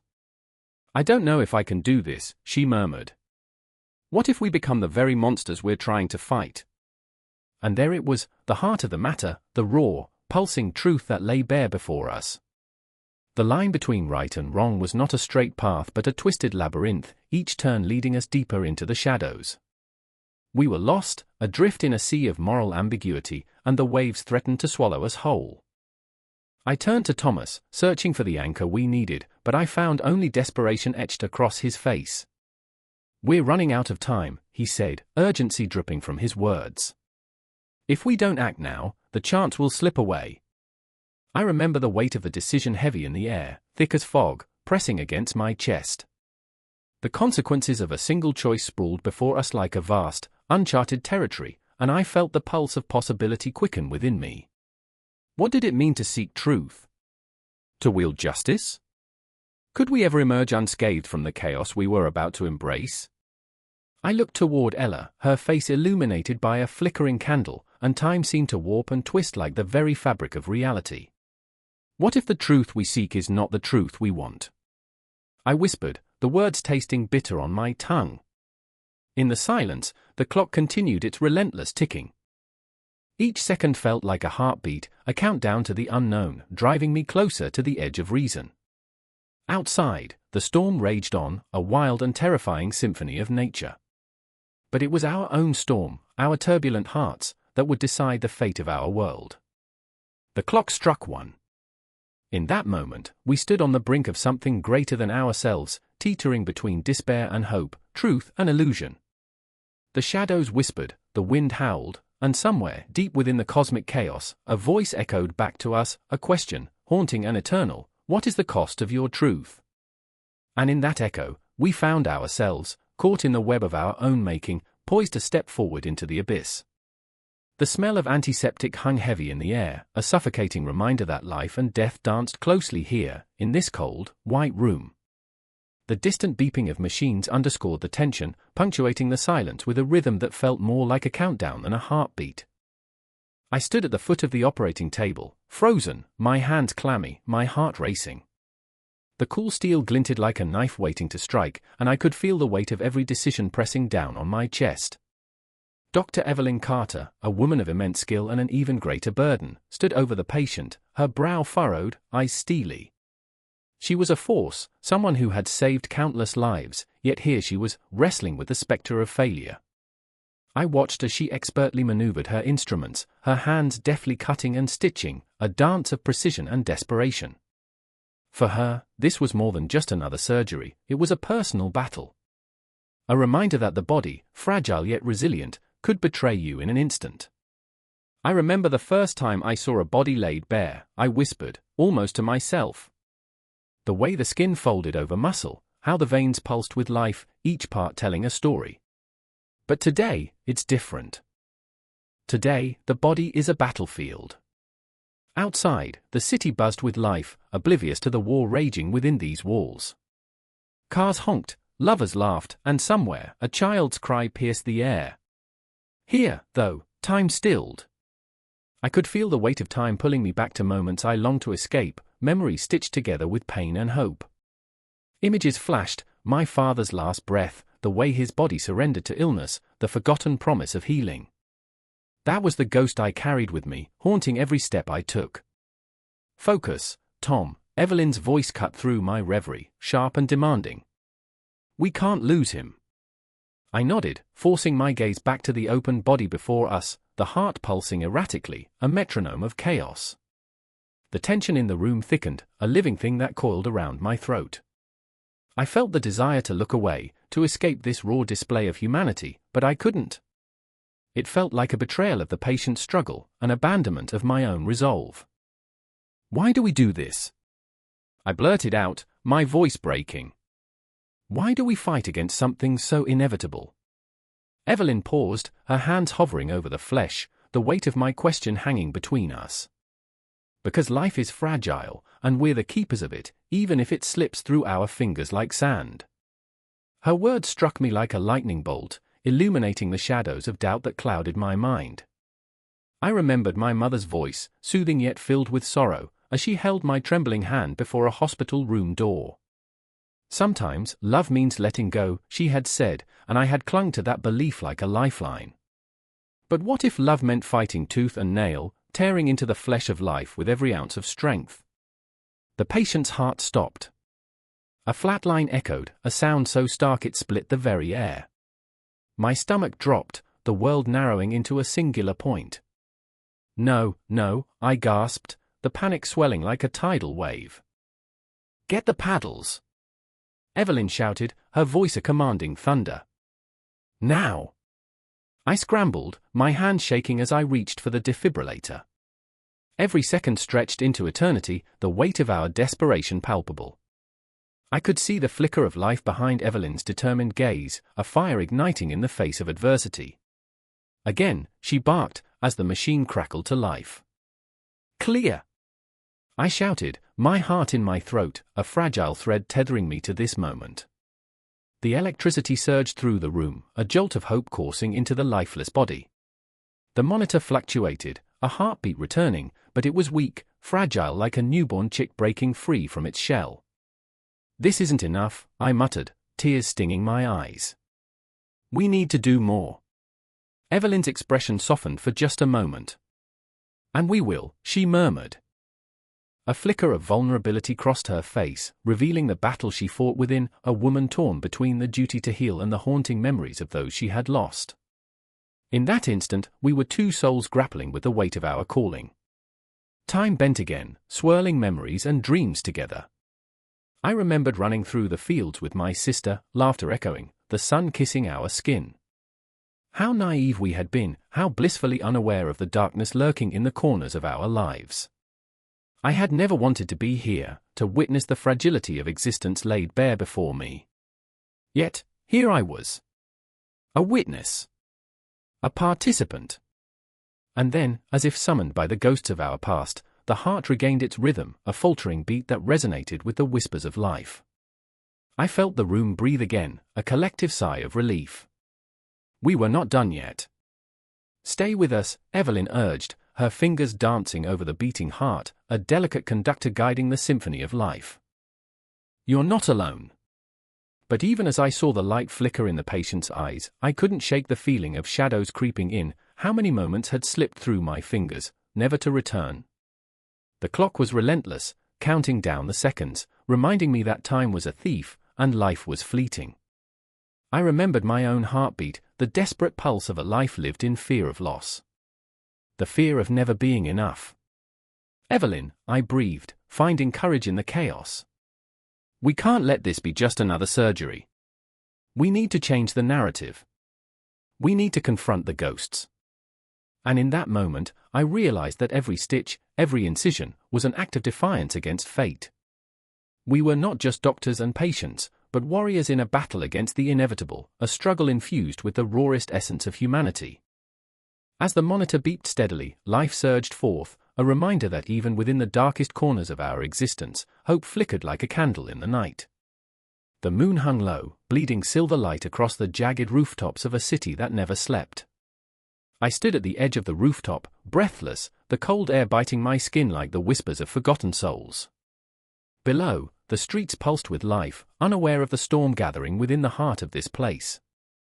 Somewhere, a child cried out, its voice lost in the cacophony of laughter and anger, dreams and despair, the echoes of a world thrumming against the thin veneer of civility.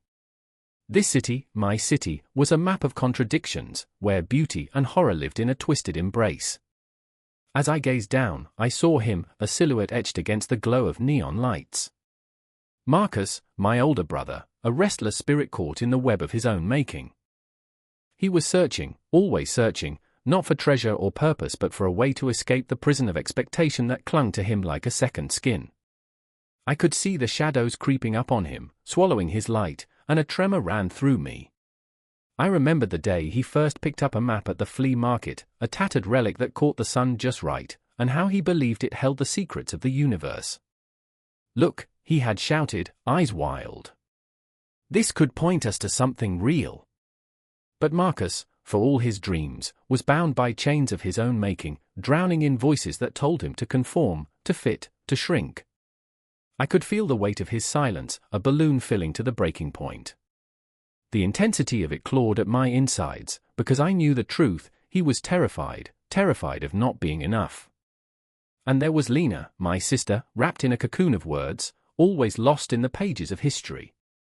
She had a way of finding meaning in the madness, stitching together the fragmented tales of yore, whispering them to anyone who'd listen. "We're all just maps," she'd say with a smile that never fully reached her eyes, each line drawn by our choices, by the places we've been and the ones we'll never see. But beneath that playful exterior, I saw the fissures, an ache that clawed at her heart, the longing for a life painted with bold strokes, not the muted pastels of expectation. The three of us, bound by blood yet separated by dreams, stood on the precipice of a confrontation that would echo through the corridors of our lives. I was the anchor, the one who stood still while the world swirled around me, while they spiraled into the unknown. I felt the pull of their struggles like gravity, a heavy force that threatened to tear us apart. Across the city, the clock tower tolled, a deep, resonant sound that sent shivers down my spine.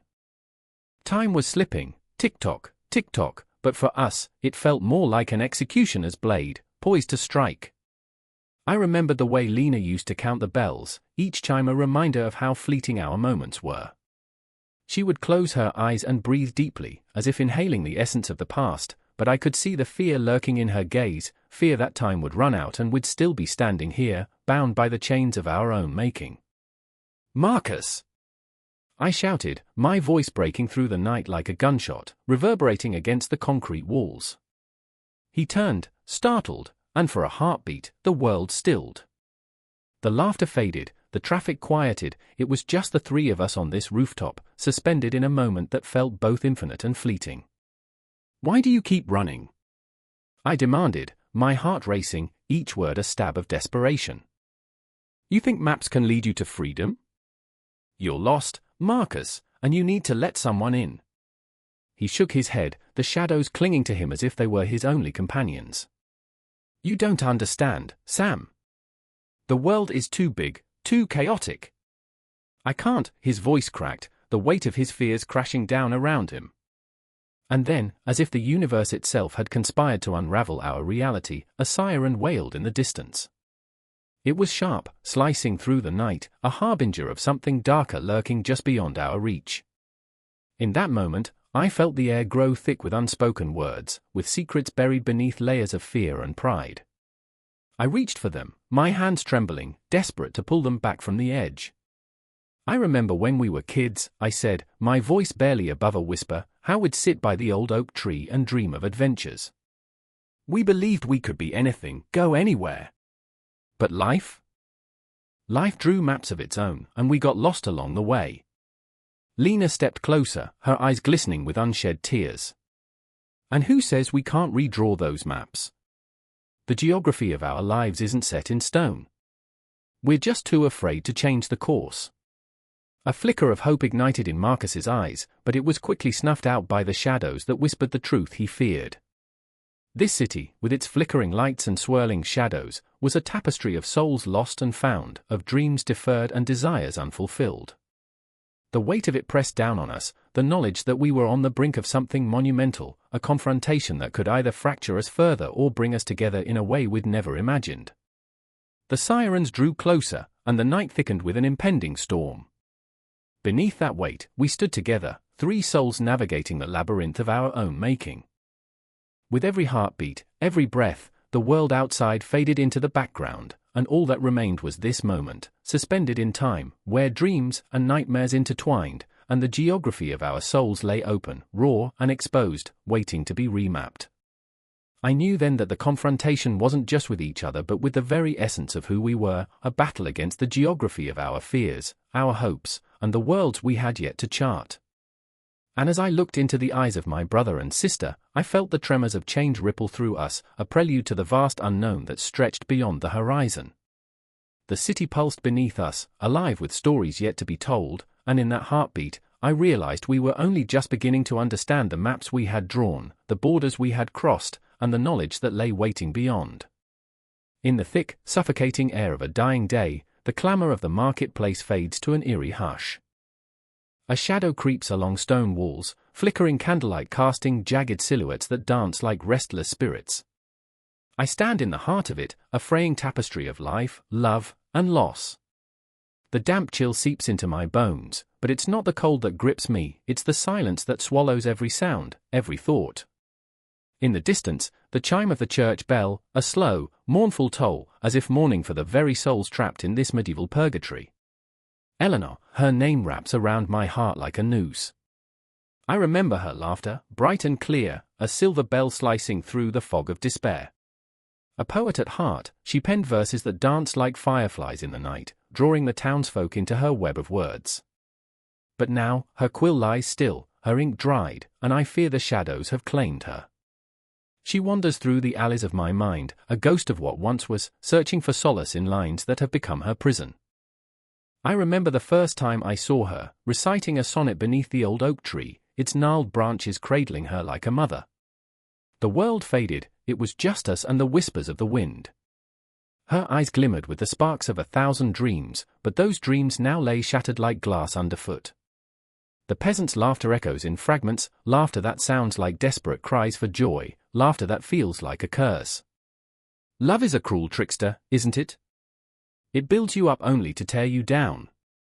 Then there's Thomas, a knight, or so he claims.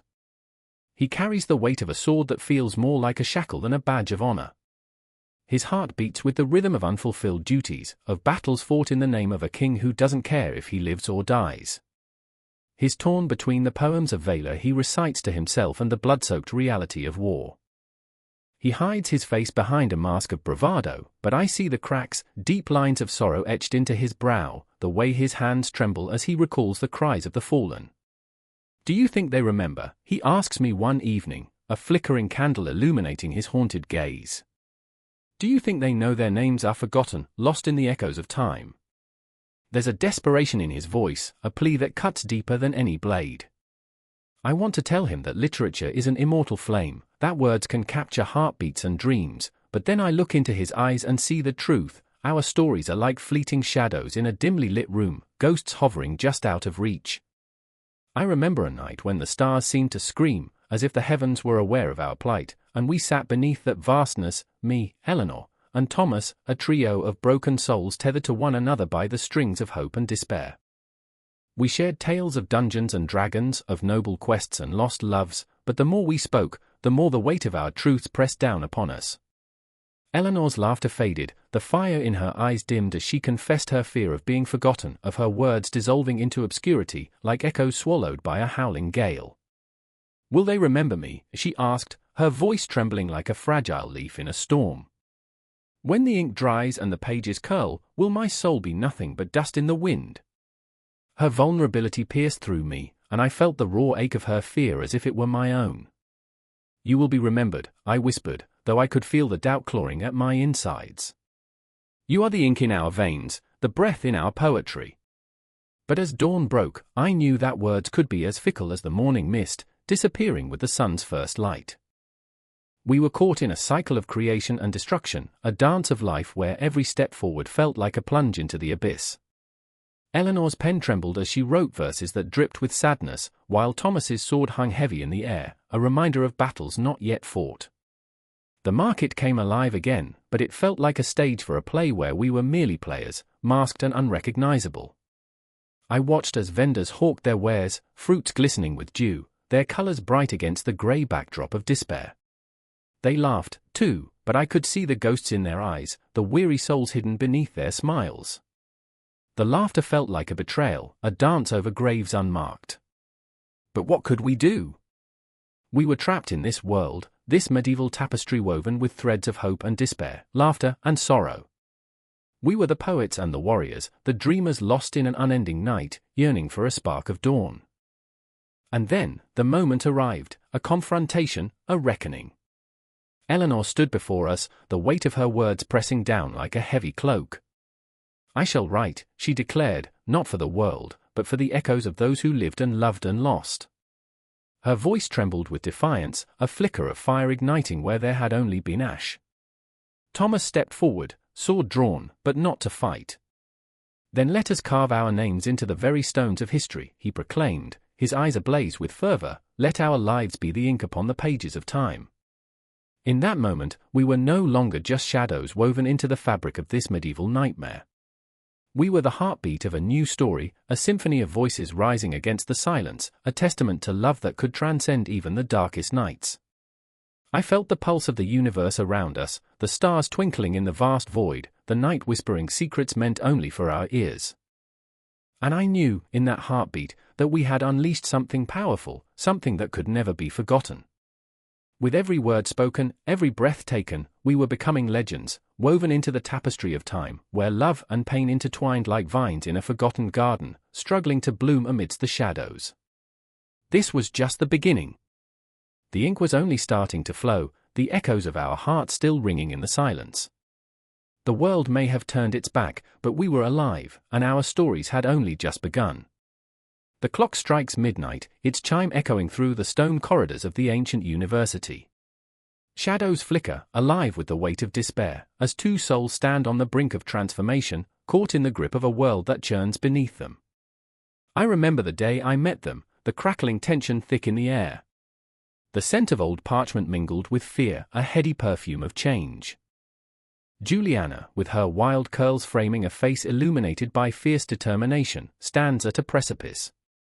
She clutches a tattered book, its spine worn thin by countless readings, as if it holds the very secrets of the universe. Change is coming, she whispers, urgency lacing her voice, her eyes aflame with the fervor of 1,000 suns. But doubt lingers at the edges of her confidence. She's been told her dreams are folly, that a woman's place is to remain unheard, unseen. Yet here she stands, defiance embodied, daring the world to shatter her spirit. Then there's Thomas, a somber shadow draped against the weathered stone wall, wrestling with the chains of tradition that bind him. His fingers trace the outline of a tragedy, the death of his father, a scholar silenced for questioning the old ways. I remember, he murmurs, eyes clouded with regret. I remember the day he was dragged from our home, the night the stars seemed to dim. Education was his rebellion, and it cost him everything. Thomas's voice trembles, caught between the shadows of his past and the urgency of the present, caught between loyalty to his family and the call of something greater. As they confront the ghosts of their fears, the world outside ripples with the promise of the Renaissance, a time when ideas threaten to break free from the shackles of ignorance. In the distance, the city vibrates with life. Laughter mingles with the clang of metal, the fevered pursuit of knowledge igniting a fire in the hearts of a generation. But within these ancient walls, a storm brews. The air thickens with tension as Juliana and Thomas navigate their futures, each step weighted with the gravity of their choices. The flickering candlelight casts dancing shadows, whispers of forgotten knowledge swirling around them, and they are not alone. The spectre of their past looms large, a reminder that the price of enlightenment is often steep. As they debate the merits of the new thinkers, from Erasmus to Galileo, their voices rise, piercing the silence like arrows shot into the dark. I can't go back, Juliana insists, her resolve hardening. We stand at the edge of a new dawn. Why should we be silent? Her words hang heavy in the air, a challenge that electrifies the space between them. The flickering candle flames seem to flicker in response, a chorus of tiny revolutionaries echoing her sentiment. Because silence is safer, Thomas counters, the weight of fear clinging to him like a shroud. What if the world isn't ready? What if they come for us, too? He clenches his jaw, eyes darting to the door as if expecting it to burst open at any moment, an angry mob ready to drag them into the void. The tension is palpable, a battlefield where hope clashes with despair. But amidst the darkness, a glimmer of possibility emerges. Juliana's laughter rings out, bright and defiant, a beacon in the oppressive gloom. They bathe once a year, Thomas. So yeah, romance was earthy.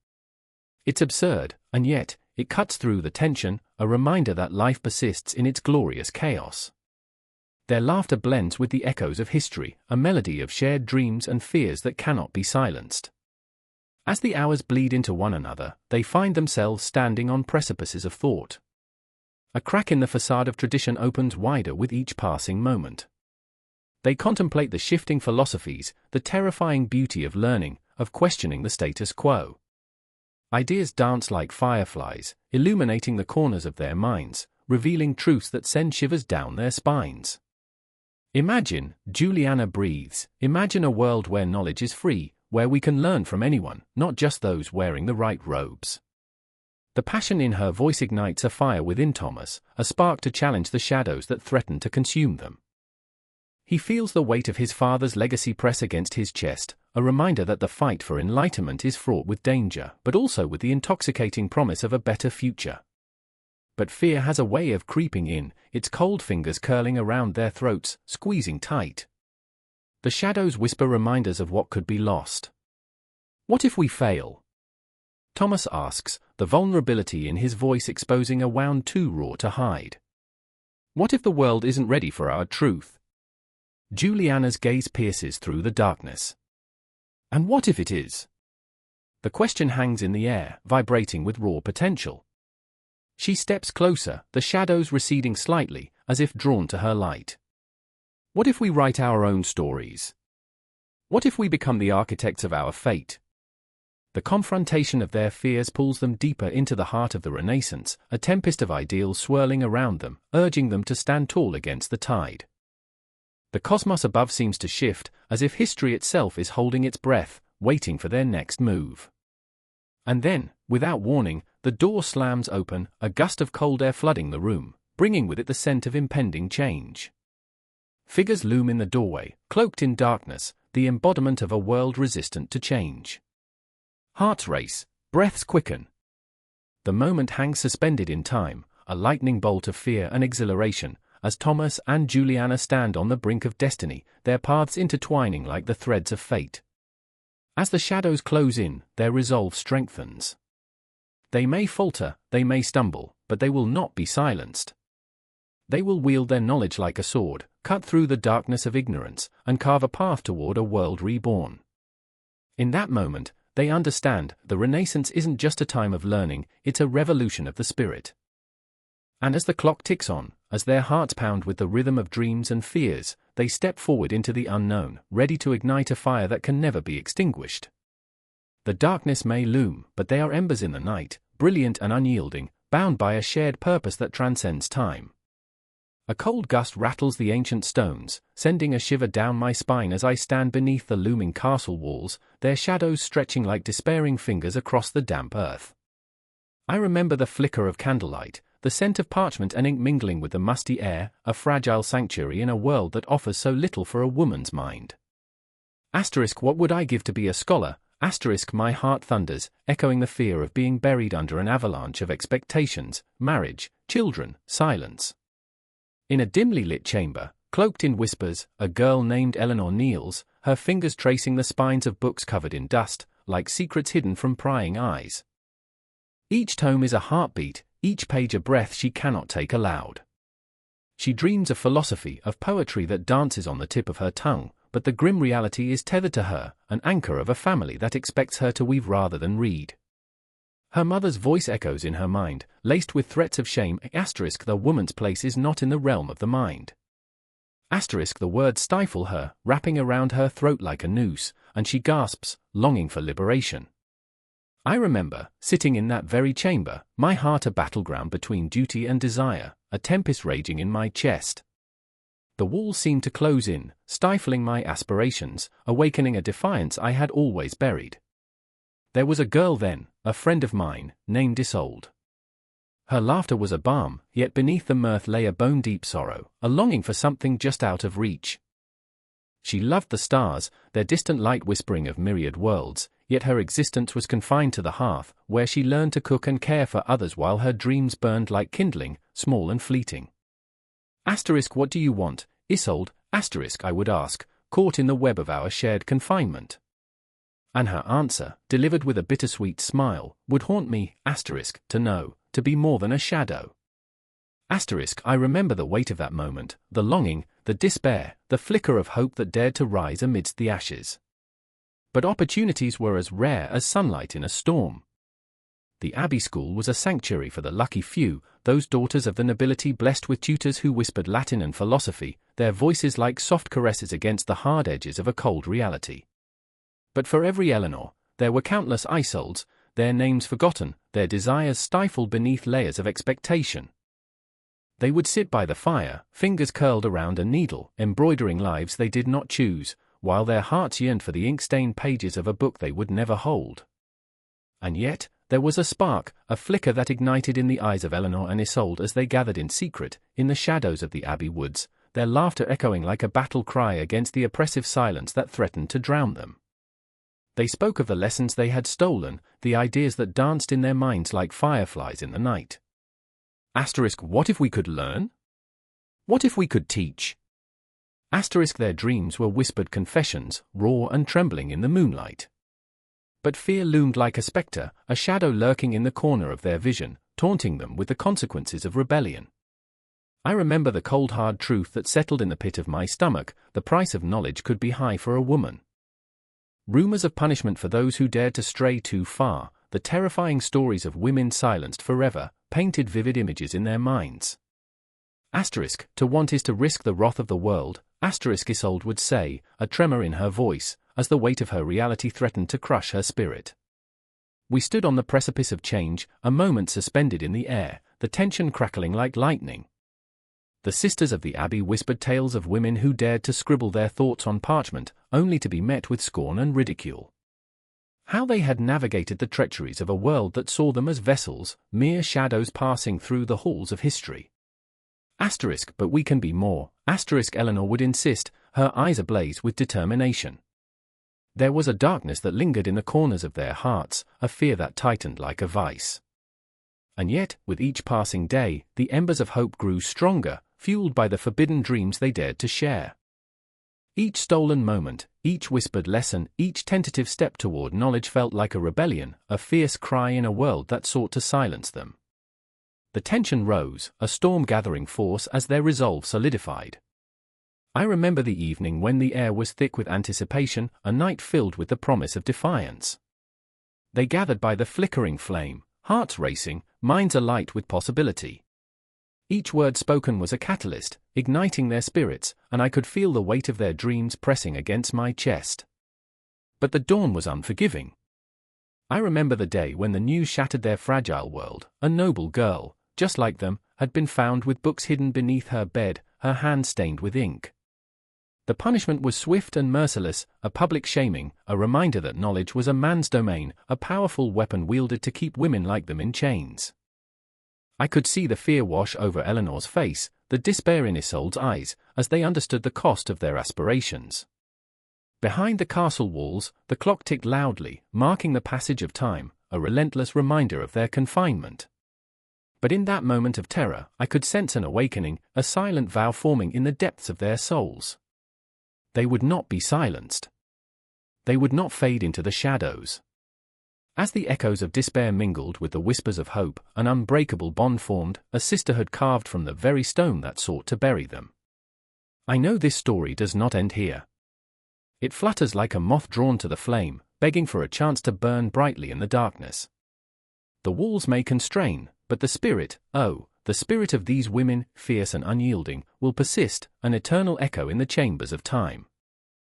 There is a haunting beauty in their struggle, a call to arms that reverberates through the ages, urging every woman who has fought to be heard, to be seen, to be more than her shadow. It is not merely a chapter in history, it is the relentless pulse of life, the eternal quest for knowledge, and the indomitable spirit that refuses to be extinguished. The clock ticked ominously, a sound that echoed off the bare walls of the dimly lit room, where shadows danced like phantoms. Emily sat hunched over her desk, papers strewn around her like fallen leaves, the ink smudged from frantic scribbling. The weight of expectation pressed down on her chest, suffocating, relentless. Her mentor, Mr. Adams, loomed behind her, a silent sentinel with a furrowed brow that mirrored her turmoil. She could feel his presence like a storm gathering, the air thick with unspoken words and electric tension. "Emily," he said, his voice a gravelly whisper, "you need to trust yourself." But trust? Trust was a fragile thing, a glass bauble poised to shatter under the slightest pressure. She felt her heart racing, each beat a drum of doubt. "How do I do that when every time I try, I fail?" The words burst forth, raw and unfiltered. In that moment, a memory flickered through her mind, a time before the shadows consumed her, a time of laughter, of sunlit days spent in the park with her younger brother, Jamie. She remembered his small hand in hers, the way he looked at her, eyes wide with admiration. "You can do anything, Em," he had said, his voice laced with childlike certainty. But Jamie was gone now, the laughter replaced by an echoing silence that gnawed at her insides. She glanced at Mr. Adams, the lines on his face deepening as he studied her. There was a vulnerability in his eyes, a shared understanding of the weight they both carried. He was not just a mentor, he was a ghost of his own past, a man shadowed by regrets and what ifs. "I remember," he began, pausing as if the past threatened to swallow him whole, "when I thought I could never be enough." His words hung in the air, heavy with unspent grief. A mentor can guide you, but ultimately, you must learn to wield your own power. The intensity of his gaze pierced through her facade. Here was a man who wrestled with his demons, who faced the abyss every day. What if my power is just wrong, she whispered, the question slipping from her lips like a confession. He stepped closer, the weight of his own failures palpable. Every great mind has faced that fear. But the darkness? It teaches you. It sculpts you. You are not broken, Emily. You are a work in progress. As she looked at him, she saw the flicker of determination amidst the fear. Suddenly, the clock chimed, a haunting reminder that time was slipping away. The test loomed ahead, an unrelenting beast waiting to devour her hopes. Outside, the city roared with life, cars honking, people rushing, oblivious to the battle raging within these four walls. But here, in this cocoon of uncertainty, Emily felt the walls close in, a vice squeezing her breath. She longed to escape, to lose herself amidst the chaos, yet she found herself anchored to this moment, this struggle. I remember when I was a kid, Mr. Adams continued, sitting on the edge of the schoolyard, watching the other kids play. I thought I'd never fit in. I was afraid, still am. But with every lesson, every failure, I found pieces of myself. Pain pooled in her chest, a reflection of his honesty. It was in the shared darkness that they connected, two lost souls navigating a world that seemed determined to tear them apart. Can you promise me something? She asked, her voice trembling. If I fall apart, you won't let me disappear. His eyes softened, a flicker of warmth breaking through the coldness that often filled their sessions. I won't let you drown, Emily. That's what mentors are for. The words wrapped around her like a lifeline in a stormy sea, but the storm was far from over. A crack of thunder rattled the window, a harbinger of the turmoil outside and within. You have to face the test, he urged, his tone steelier now. Use your voice.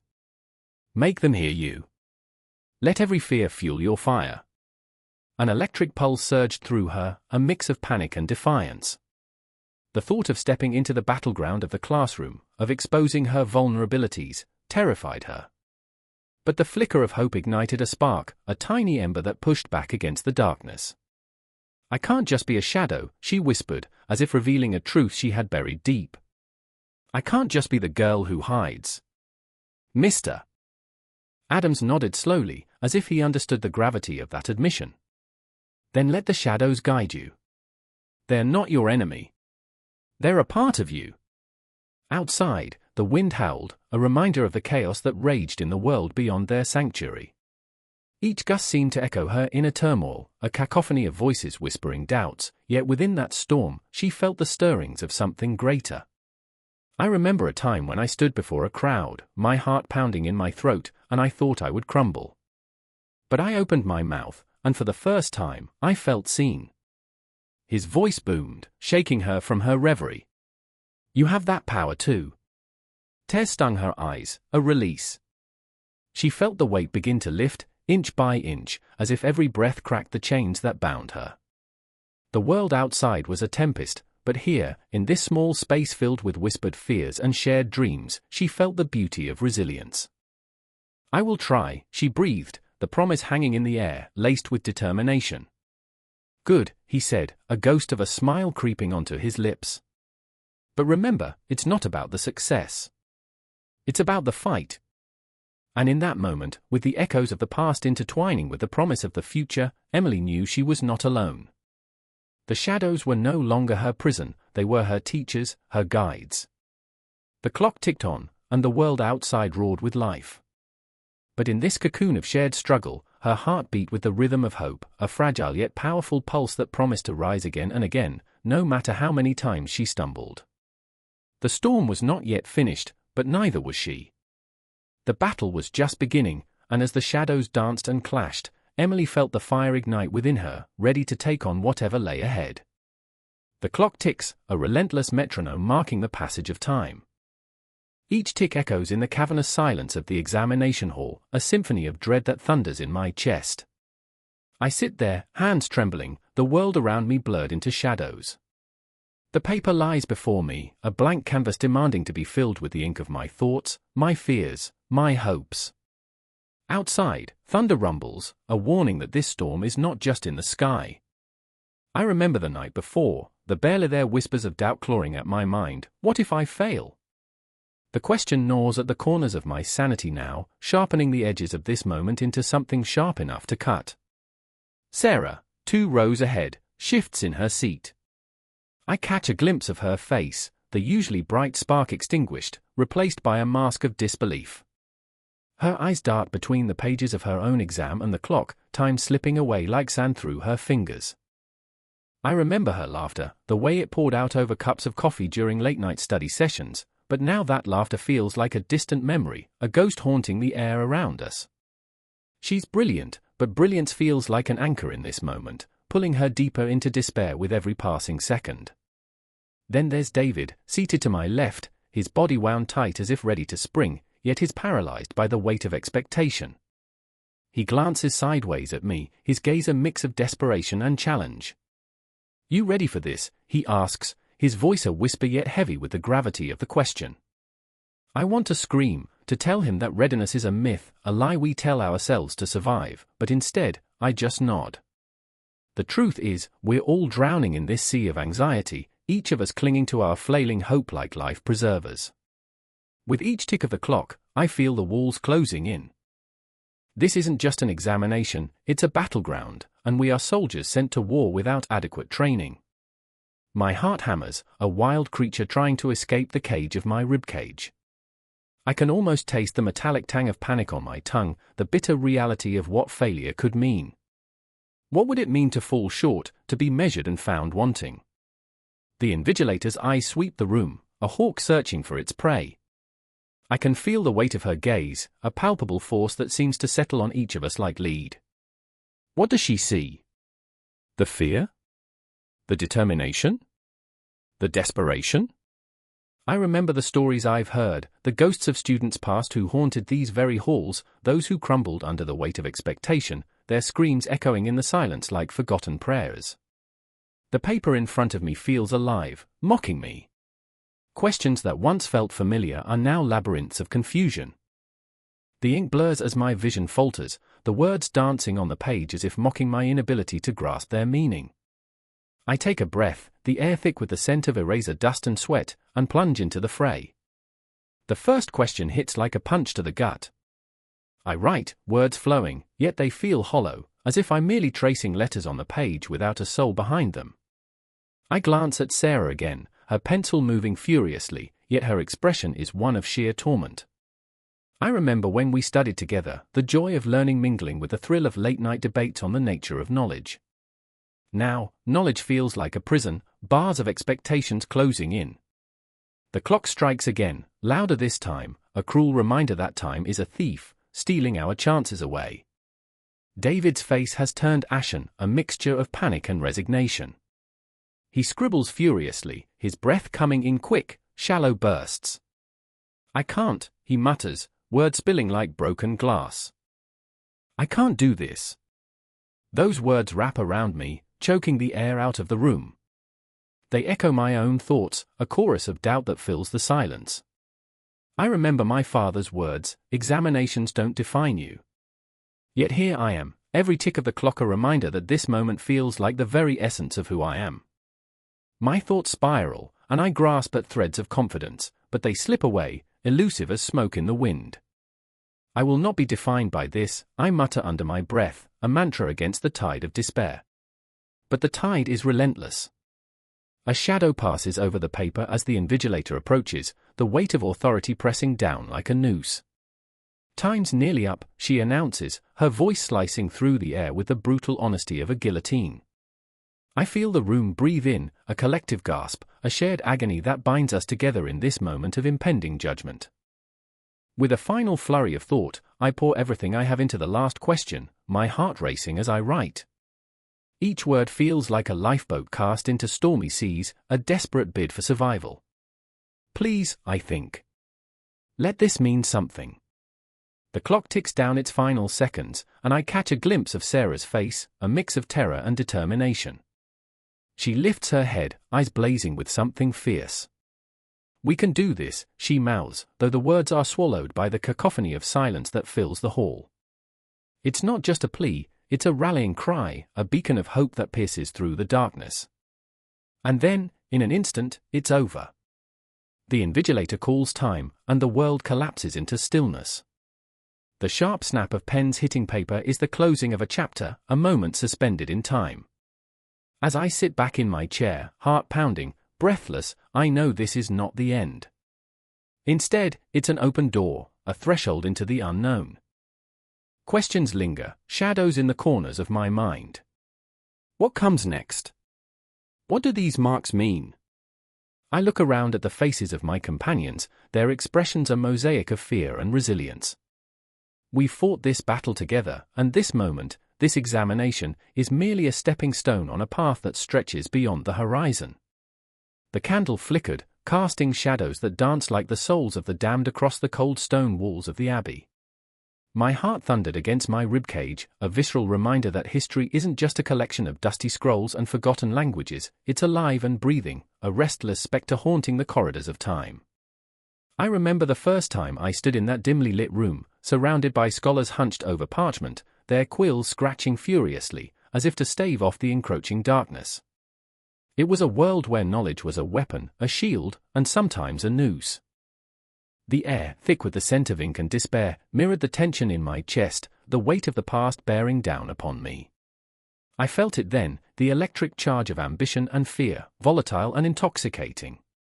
In one corner, Brother Alaric, a man with a beard like a winter's storm, wrestled with an ancient text, his brow furrowed in desperation.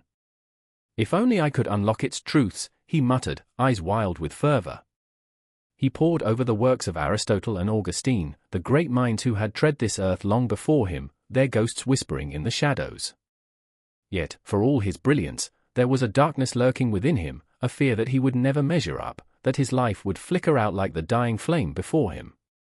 Across the room sat Ilara, a woman of fierce intellect and fierce heart, whose laughter rang sharp and clear amidst the somber academic atmosphere. She was a beacon, a flame of defiance against the suffocating norms of her time.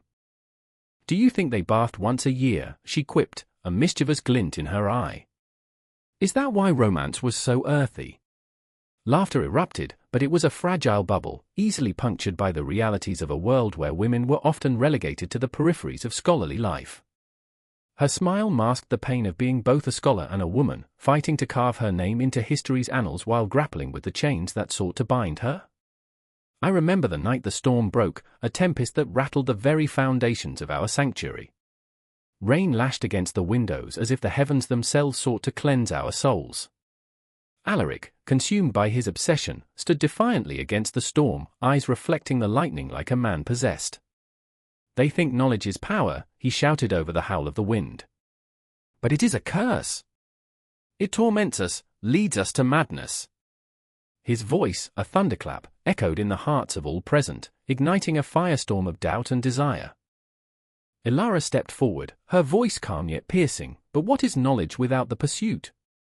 It is the quest that defines us, the struggle against the unknown." Her words hung in the air, shimmering with truth, drawing us closer to the precipice of revelation. But even as the storm howled outside, I felt the weight of her vulnerability pressing down like the wet earth beneath our feet. She was both warrior and prey, ready to fight against a world that sought to diminish her brilliance yet terrified of losing the very light that guided her. Time twisted and coiled like a serpent, wrapping around our hearts. I felt the pulse of history, the rhythm of countless souls who had come before us, each one grappling with their own demons. The clock on the wall ticked ominously, each tick a reminder that we were but fleeting moments in the grand tapestry of existence. The echoes of scholars long past haunted the air, their laughter and cries intertwining with our own. Then, the moment arrived, a haunting pause as Alaric, driven to a frenzy, hurled his parchment against the wall, the sound echoing like a gunshot. "I am a prisoner of my own mind," he screamed, the rawness of his anguish cutting through the chaos. Silence fell, thick and suffocating, wrapping around us like a shroud. His vulnerability was a mirror reflecting our own fears, our own desires. Ilara stepped forward, her hand trembling as it reached for him. "You are not alone," she whispered, her voice laced with both compassion and urgency. "We are bound together by this quest. Let me help you find the light." Yet even as she spoke, shadows flickered at the edges of her resolve. Did she believe her own words? With every heartbeat, the room swayed between hope and despair. We stood on the brink, a gathering storm of emotion swirling around us. The flickering candlelight seemed to pulse in time with our breaths, a living entity caught in the throes of existence. The storm outside roared, a primal force that matched the chaos within our hearts. And then, in that charged silence, I remembered. I remembered the faces of those who had sacrificed everything for knowledge, the brilliant minds cast aside, the lovers torn apart by ambition, the whispers of the past that shaped our present. I remembered the lessons etched in the annals of time, that learning is not merely an act of acquisition, but an act of rebellion against the darkness. I felt the weight of centuries bearing down, the burden of legacy and longing. The light of the candle flickered once more, casting a luminous halo around Alaric and Alara, their flaws and strengths intertwined like the roots of ancient trees. In that moment, I understood that education transcended cultures and epochs. It was the thread stitching together the frayed edges of humanity, each thought, each word, each spark of enlightenment a rebellion against the shadows. As the storm raged on outside, I could feel us all teetering on the brink of transformation, our hearts pounding in unison. The air crackled with the electricity of possibility, each breath suffused with the weight of hope and despair, a dance of shadows and light. And in that eternal moment, we became not just students of history but its living essence, entwined in a narrative that would never truly end. A thread that led to the next chapter, where questions loomed larger than answers, and every heartbeat echoed a call to arms against the silence that threatened to consume us all.